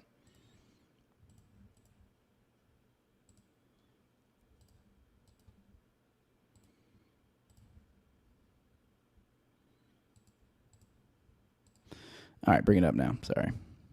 University. What if I told you that I was about to blow this Tyler Robinson investigation wide open, because we now have CCTV footage of Tyler Robinson at a different location than the university 20 minutes after the shooting. This is the first time you guys have ever heard this story, and it's all thanks to From Convict to Conservative. This man only has 536 followers, so we're going to leave his link down below, and we're going to want to make sure we get this. We're going to get him over to 5,000 to 10,000 with this video, because it's probably going to be the most viral video of this entire Tyler Robinson investigation. It's going to blow the FBI's narrative out of the water. Ready for this? Let's go. Okay, we got a lot to unpack in this video, and I just want you guys to stick with me. But it all started by Laissez-Faire Lounge. She goes by Pia. She sends me a DM, and she says, hey, Ryan, I got this guy that has footage of Tyler Robinson. They were trying to get through the Candace Tip hotline, but they can't get through. So he wants to share it with you, and he just got footage of Tyler Robinson 20 minutes after the shooting on camera. So I started working with my man, Convicted Conservative, and he started breaking this down for me. So the video you're looking at right here is at 12:44. Okay, that's 20 minutes after the shooting. You're going to be able to see Tyler's car in this parking lot. But how do we know that that's Tyler's car? Good question. Because the FBI showed up to her work right after the shooting, I guess, or right after they heard it was Tyler. The FBI found that Tyler Robinson's cell phone pinged at this location. So the FBI said, hey, we want to know, do you guys got any CCTV footage of Tyler in this parking lot or his vehicle in this parking lot? Okay, so we allegedly, theoretically, have also a cell phone ping. Okay, that's, I guess, something else. But even then, this is according to. Do we have a police report? Let's Parking lot, or did he come into this business? Let's see your TV cams. It was right around this time. So she pulls up the security cams, and she goes, yeah. And she asked the FBI, do you guys want me to do anything with this? They're like, nope, that's all we needed. We got copies of it, thanks. And the FBI leaves, which is bizarre, and it makes you think that this wasn't staged. And I'm actually gonna post the conversation that I had with the flyover conservative, or sorry, From Convict to Conservative, down below this video. So it'll be in the comments. It'll be the first comment to follow, and check out that conversation. I screen recorded it when he called me, and we went over all of this. So it's pretty crazy, but I want to unpack this video. So let's get into this footage right here. Okay, so the first video I want to show you guys right here is timestamped at 12:44, right? And we're gonna watch back here in the parking lot. We're actually gonna see Tyler Robinson's car drive by. It's gonna happen at about the 20-second mark. But I just want to kind of skip through here just so it doesn't take so long. This video doesn't take forever. So we're at the 20-minute mark right there, right? And you see this vehicle right here driving through the parking lot. And it stops. It stops right there. And it's going to sit there. Now it's going to sit there for about 2 minutes. And again, this is at 12:44. Okay, so the car is still parked there. We're going to zoom through. You can see people moving right about. Now it's going to start to take off any second. Oh, there it goes. Okay, so there his vehicle is starting to take off, and that is at 12:46. So he sat there for about, what is that? It came in at about 20. He sat there for about 2 minutes, give or take, about 1 minute and 55 seconds. Car sits parked right here, okay? Okay, now here's the next video. Customers are coming and going. This video is at 12:47. Now the next thing we're gonna watch is we're gonna watch the car. It's gonna cook right back through here as it drives to the parking lot. And there it goes. Holy shit. Okay. I mean, this is a big gosh damn story, guys. I mean, this is the biggest one to ever break. I mean, this kind of starts to throw so much shade on the FBI's narrative. What was Tyler Robinson just doing? Just posted up, hanging out in a parking lot 20 minutes after he allegedly blew Charlie Kirk's head off? You think he's just going to go sit in a parking lot and be like, I'm just going to hang out here in this parking lot. I'm just going to chill, you know, blah, blah, blah, blah. I don't think so. Was this magically when he was texting his gay boyfriend? He's like, hey, lover, I'm going to get in my vehicle after I just assassinated Charlie Kirk. And I think, you know, I'm really worried about, you know, getting caught because Kash Patel is the best FBI director in the history of the FBI. So I think they're going to catch me, lover, but Please. Okay. All right. So we got supposedly a cell phone ping. I'll be interested to hear more about that. If we can find some sort of corroboration on said cell phone ping or whatever. But okay. All right. Well, I guess that's something. If we have a cell phone ping to pair this up with, this is 20 minutes after, then okay. Something, I guess. I mean, this is 2 pieces of evidence, but yeah. Okay. We have a car that sat for 2 minutes, 20 minutes after the shooting. Give or take. I mean, I will say he's definitely overselling. It's like, oh, it blows their. What do you mean? I mean, I guess it would, because then it's like, I guess they have a timeline of we have to escape to the woods or something. So I guess that's where it'd throw off the time. I mean, yeah, I don't know. I mean, I don't know if this would really be earth shattering or what it would be. I don't know. I guess I'm kind of interested in you guys, what you think in the audience. Do you think this really fucks anything up particularly? I'd have to like rethink of what the supposed official narrative even is to be like, does this really throw anything crazy into the works? I'm not entirely sure. All right, guys, we're going to move on to our last story, kind of going into the whole pipe bombs from January 6th, reevaluating all that stuff, and then we'll probably get on out of here. But let's roll the chat one more time. Good morning, Mikey Chim. Good morning. Happy Friday. Tom3 says, I drunk crashed my four-wheeler one night, flew over the handlebars, whole inner thigh turned black, no swelling, not a black eye, but still. Yeah, bruises do weird shit. They do weird stuff at odd different times. Aggressively Griggs says, Nick Sorter is a Tim Cass profile picture type of Goy Slop. Yeah, mine's not that, right? No, it's not. It's like, yeah. I was like, wait, I don't think mine is. No, okay. Yeah, I never did like the profile pic. I mean, it is my pin tweet. But that's more just because I really should probably I meant to for my Jake Shields one, maybe to find something there and to make that the pin tweet instead, but I just don't care enough. But yeah, you are right. Good morning, Rise Liberty says, that's great. Exactly what we need is FBI more involved online. Exactly. Let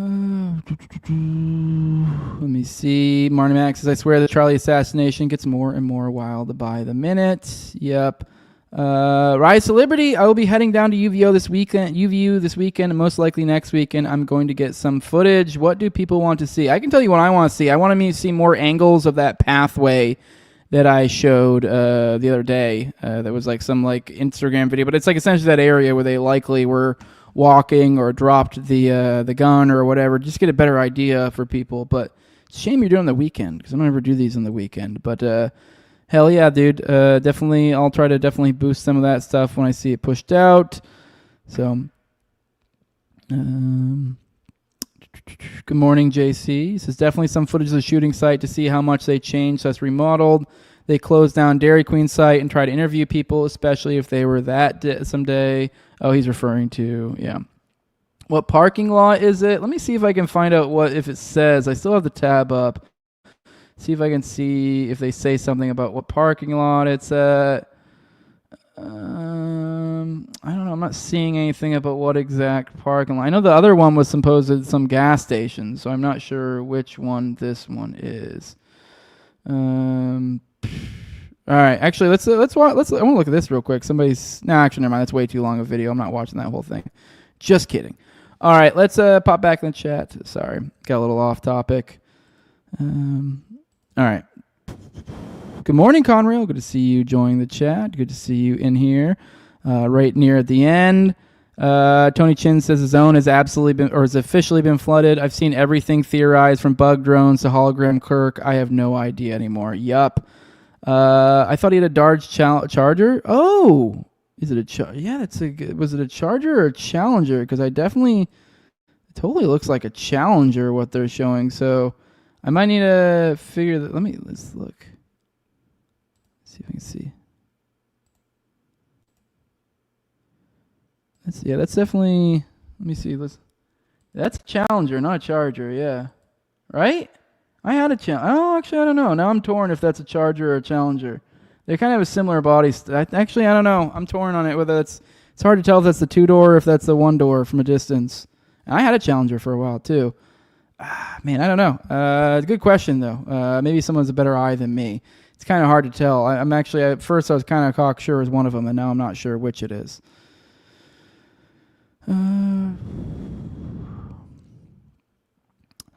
They, says Conrail, FBI, blew the narrative all on their own. All of the theories are speculation at best. Exactly, including theirs at this point, it seems. Yeah, Marnimax says, I don't believe the feds, but that's not the bombshell Ryan Mata thinks it is. And that's kind of what I'm driving at. That's a lot of what like I see from his content. Like, hey guys, we have the blah, blah, blah, blah. And you're like, oh, okay, well, it's something, I guess. You're like, yeah, that's kind of, I'm like, okay, cool, I guess. I don't know. I really thought we were going to have a way bigger revelation here. So the way everyone was acting about it. It's cool. I guess we theoretically maybe have video of him 20 minutes after shooting. That doesn't really tell us, I think, a whole lot. I don't even really know if this is like devastating to their official narrative either. So, good morning, Hustle Blowns. Good morning. Hit that like button, says Boba. Yes, please do, people. Please do. Help a brother out. What else we got in here?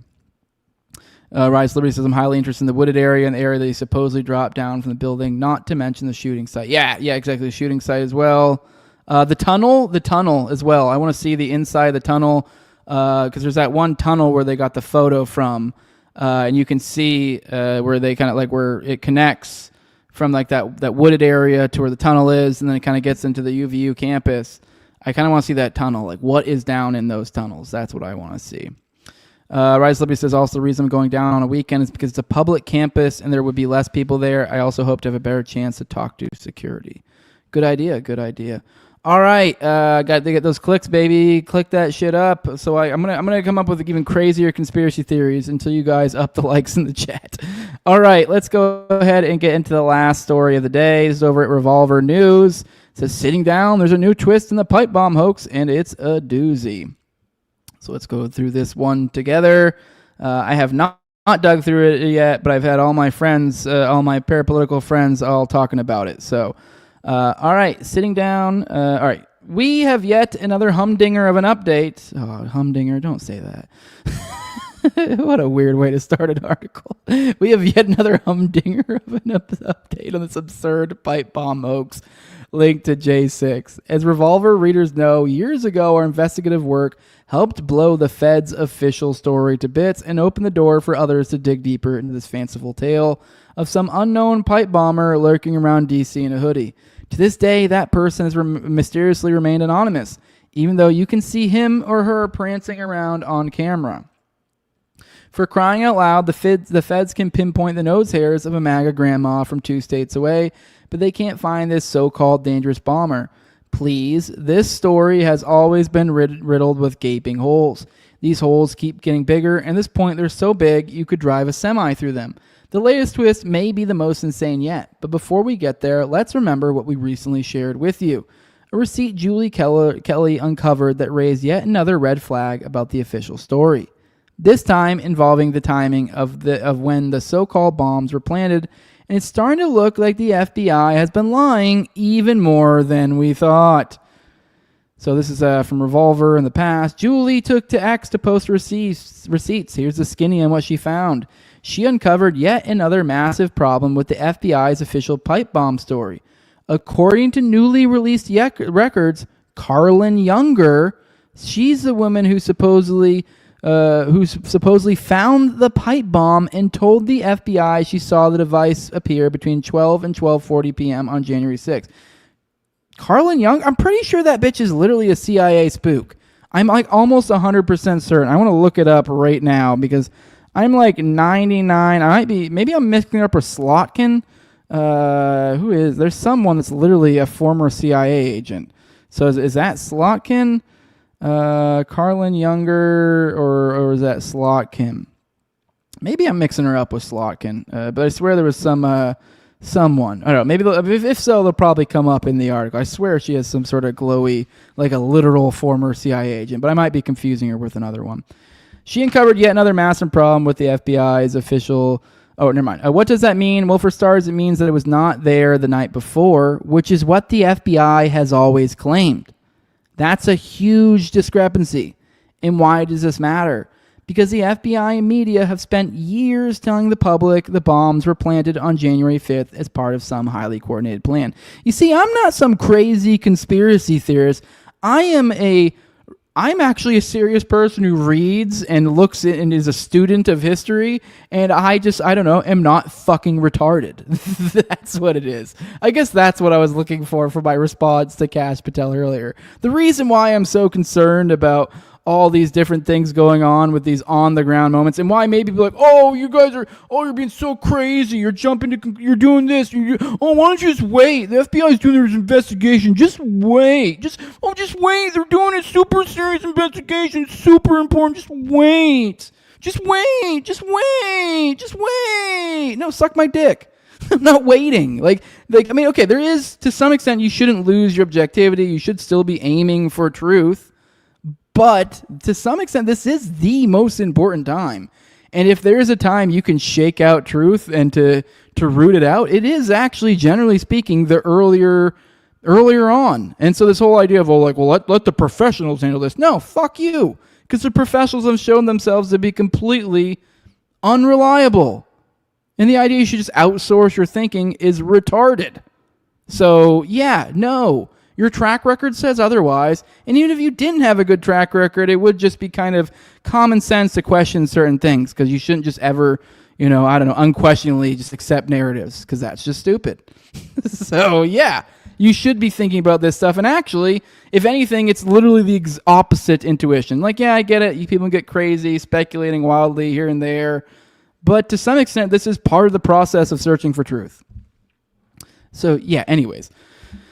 If Younger's story is true, it blows up yet another FBI narrative. It means the device was planted in broad daylight while the chaos at the Capitol was already unfolding. And if that's how it went down, what does it say about all the supposed pipe bomber footage that conveniently shows someone planting a device at night? On top of that, Younger herself has suspicious ties to law enforcement and a group that received a massive FBI contract, which only makes the story smell even fishier. You can read the entire piece here. That little nugget from Julie could be the final straw that breaks this hoax wide open. But we're not going to read that piece because they did show within this piece an excerpt from the other piece. Just that's what they were doing there. That little nugget from Julie could be the final straw that breaks this hoax wide open. And maybe, just maybe, because the story is unraveling so badly, we're now getting this new, bizarre, almost laughable update. This one comes from Just the News, and you might want to sit down for it because it's a doozy. Evidence obtained by Congress in its quest to unravel the mysteries of January 6th has led the panel leading the investigation to consider that the pipe bombs planted at both the Republican and Democratic National Committees may have been part of an undisclosed training exercise.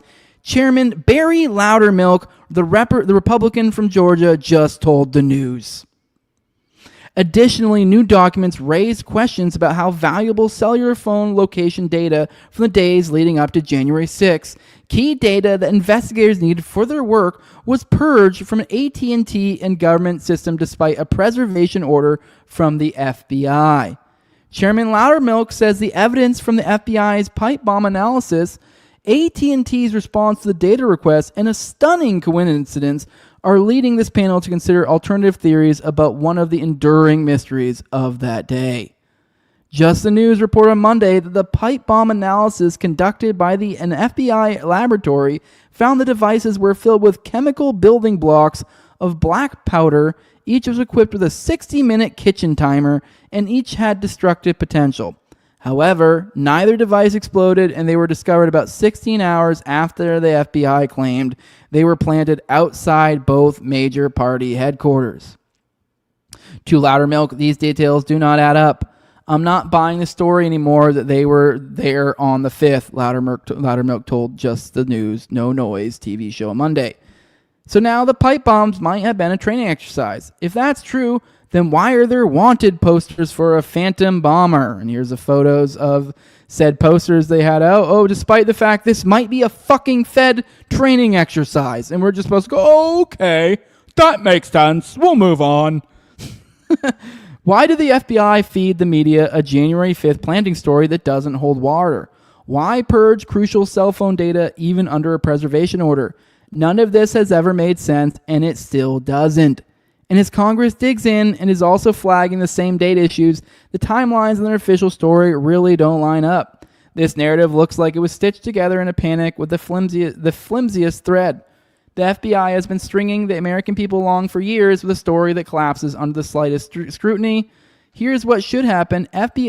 Congress should haul Chris Wray, the man who was in charge of the FBI during those disgraceful days, into a public hearing and force him to explain his mess on live TV. Let every single American watch him squirm as he tries to spin sense out of this fantastical fairy tale. The truth is that the pipe bomb hoax has never added up, and now it's falling apart completely. The American people have waited long enough, and we deserve answers and accountability. You can read the entire news piece here if you'd like to. Go check this out on Revolver. But yeah, and we just covered yesterday, I think, what was it, over 200, I think, plainclothes officers, undercover officers. I forget if it was FBI or if it was CIA or if it was both. But yeah, over 200 just plainclothes, just chilling in the crowd. Oh, here's this training exercise that happened the day before, and we've lied about a bunch of the little details. Nothing to see here. No big whoop. Yeah, wild stuff, right? Wild world. This is why I don't fucking listen to the feds whatsoever. All right, let's roll the chat, see what you guys gotta say, and then let's get on out of here. Finally make a morning stream and it's almost over, says Cecil Bones. Yeah, we can go check it out at the beginning, bud. Let me see. Marnac says, if you can't see the person inside driving, that literally could be anyone, even someone else driving Tyler's car. Yeah, I mean, they did pair the cell phone ping, but like, what does that mean? I don't know. I don't trust any of this tech nonsense anyways, so hit the like button, people. Bumps those likes up, please. Good morning, John Black. Good to see you. So sorry for not being active in chat, but I've been lurking. Has there been a mothership sighting in Chicago or any water towers? No mothership sighting today. Rise Liberty says, so the stepped area that has the fountain and where Charlie Kirk was actually sitting still has temporary gating around it.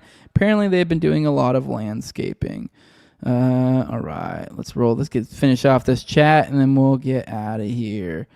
Good morning, Morning Fly. The Synchronistic Podcast on Apple Pods has some good stuff, FYI. I don't know if that's what that's in response to, but I'd be open to checking them out. 33 like Jose confirmed Mason Illuminati number. Yeah, just start sprinkling 33s all up in this bitch. That's how you get the numbers up. That's when they start feeding you those fucking all those bots, all those J bots. That's when you start saying that stuff. That's when it gets in there.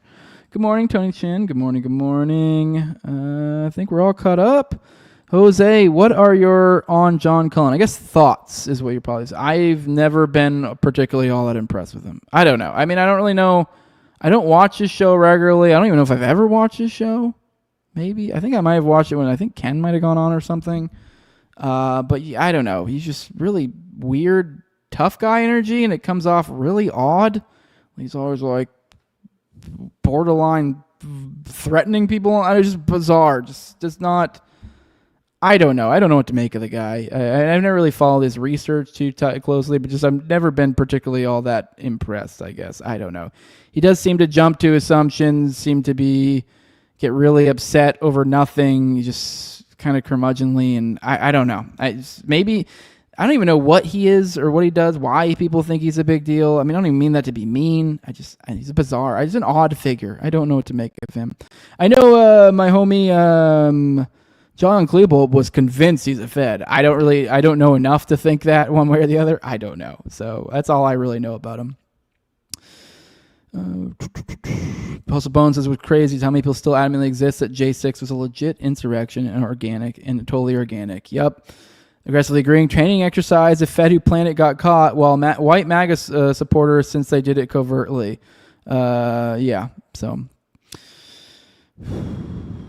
Price Liberty, one thing I heard about the pipe bomb data was that because the feds took so much cell phone data from AT&T servers that it actually corrupted the data, and so now nobody has access to it. Yeah, it's like technically a little bit more specific, although because AT&T I guess like did respond and were like, well, technically it's not that it was this, it was that it was this, but it still doesn't look good on them either way. So all right, everyone's saying their buys. Marmac, what pisses me off more than the feds thinking we're stupid is they don't care if we are or not. They know nothing will ever happen to them for lying. Yep, Tom33 says the smugness about it that really pisses me off. Yeah, just flippantly be like, oh, you got me? Training exercise. Right? Yeah, we're good. Like, Jesus Christ. Wild stuff. All right, guys, let's go ahead and get out of here. For those who want to support what I'm doing, leave a like, share, subscribe, comment, leave a 5-star review on iTunes or Spotify. All of those things help out quite a bit. And if you want to help out the best way you really can, then you can go and you can give me some money over at patreon.com/nowayjose2020. The lowest level is $2, and then there you get access to 1 to 2 paywall episodes a week. Typically, usually keep about 4 behind the paywall at any given time. So that's weeks of paywall content. I just did an episode I had to reschedule the Years of Lead one. I'm doing that next week. But I had an episode with Toad. We knocked out the last part of our Chaos Theory reading. I had Nick Bryan on the other day.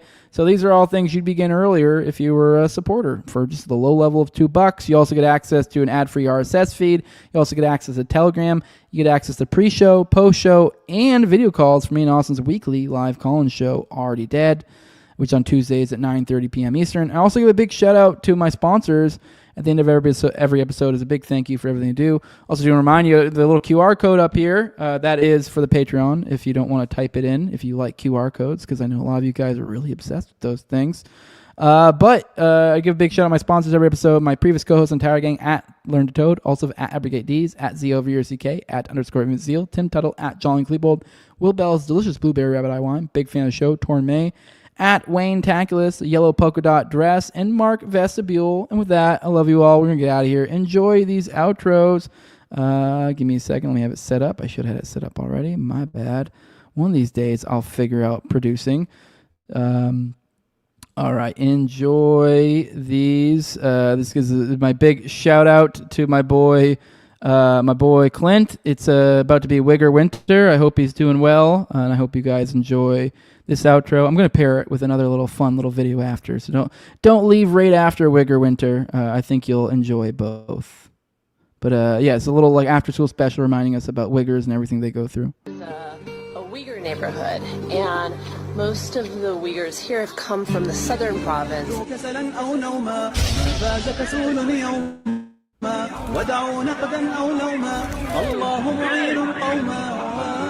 Uyghurs speak a language that's similar to Turkish. Some of my accents come out stronger, or when I talk faster, but like, did you mean like? Much of the region looks and feels like another country. It's a Uyghur neighborhood, and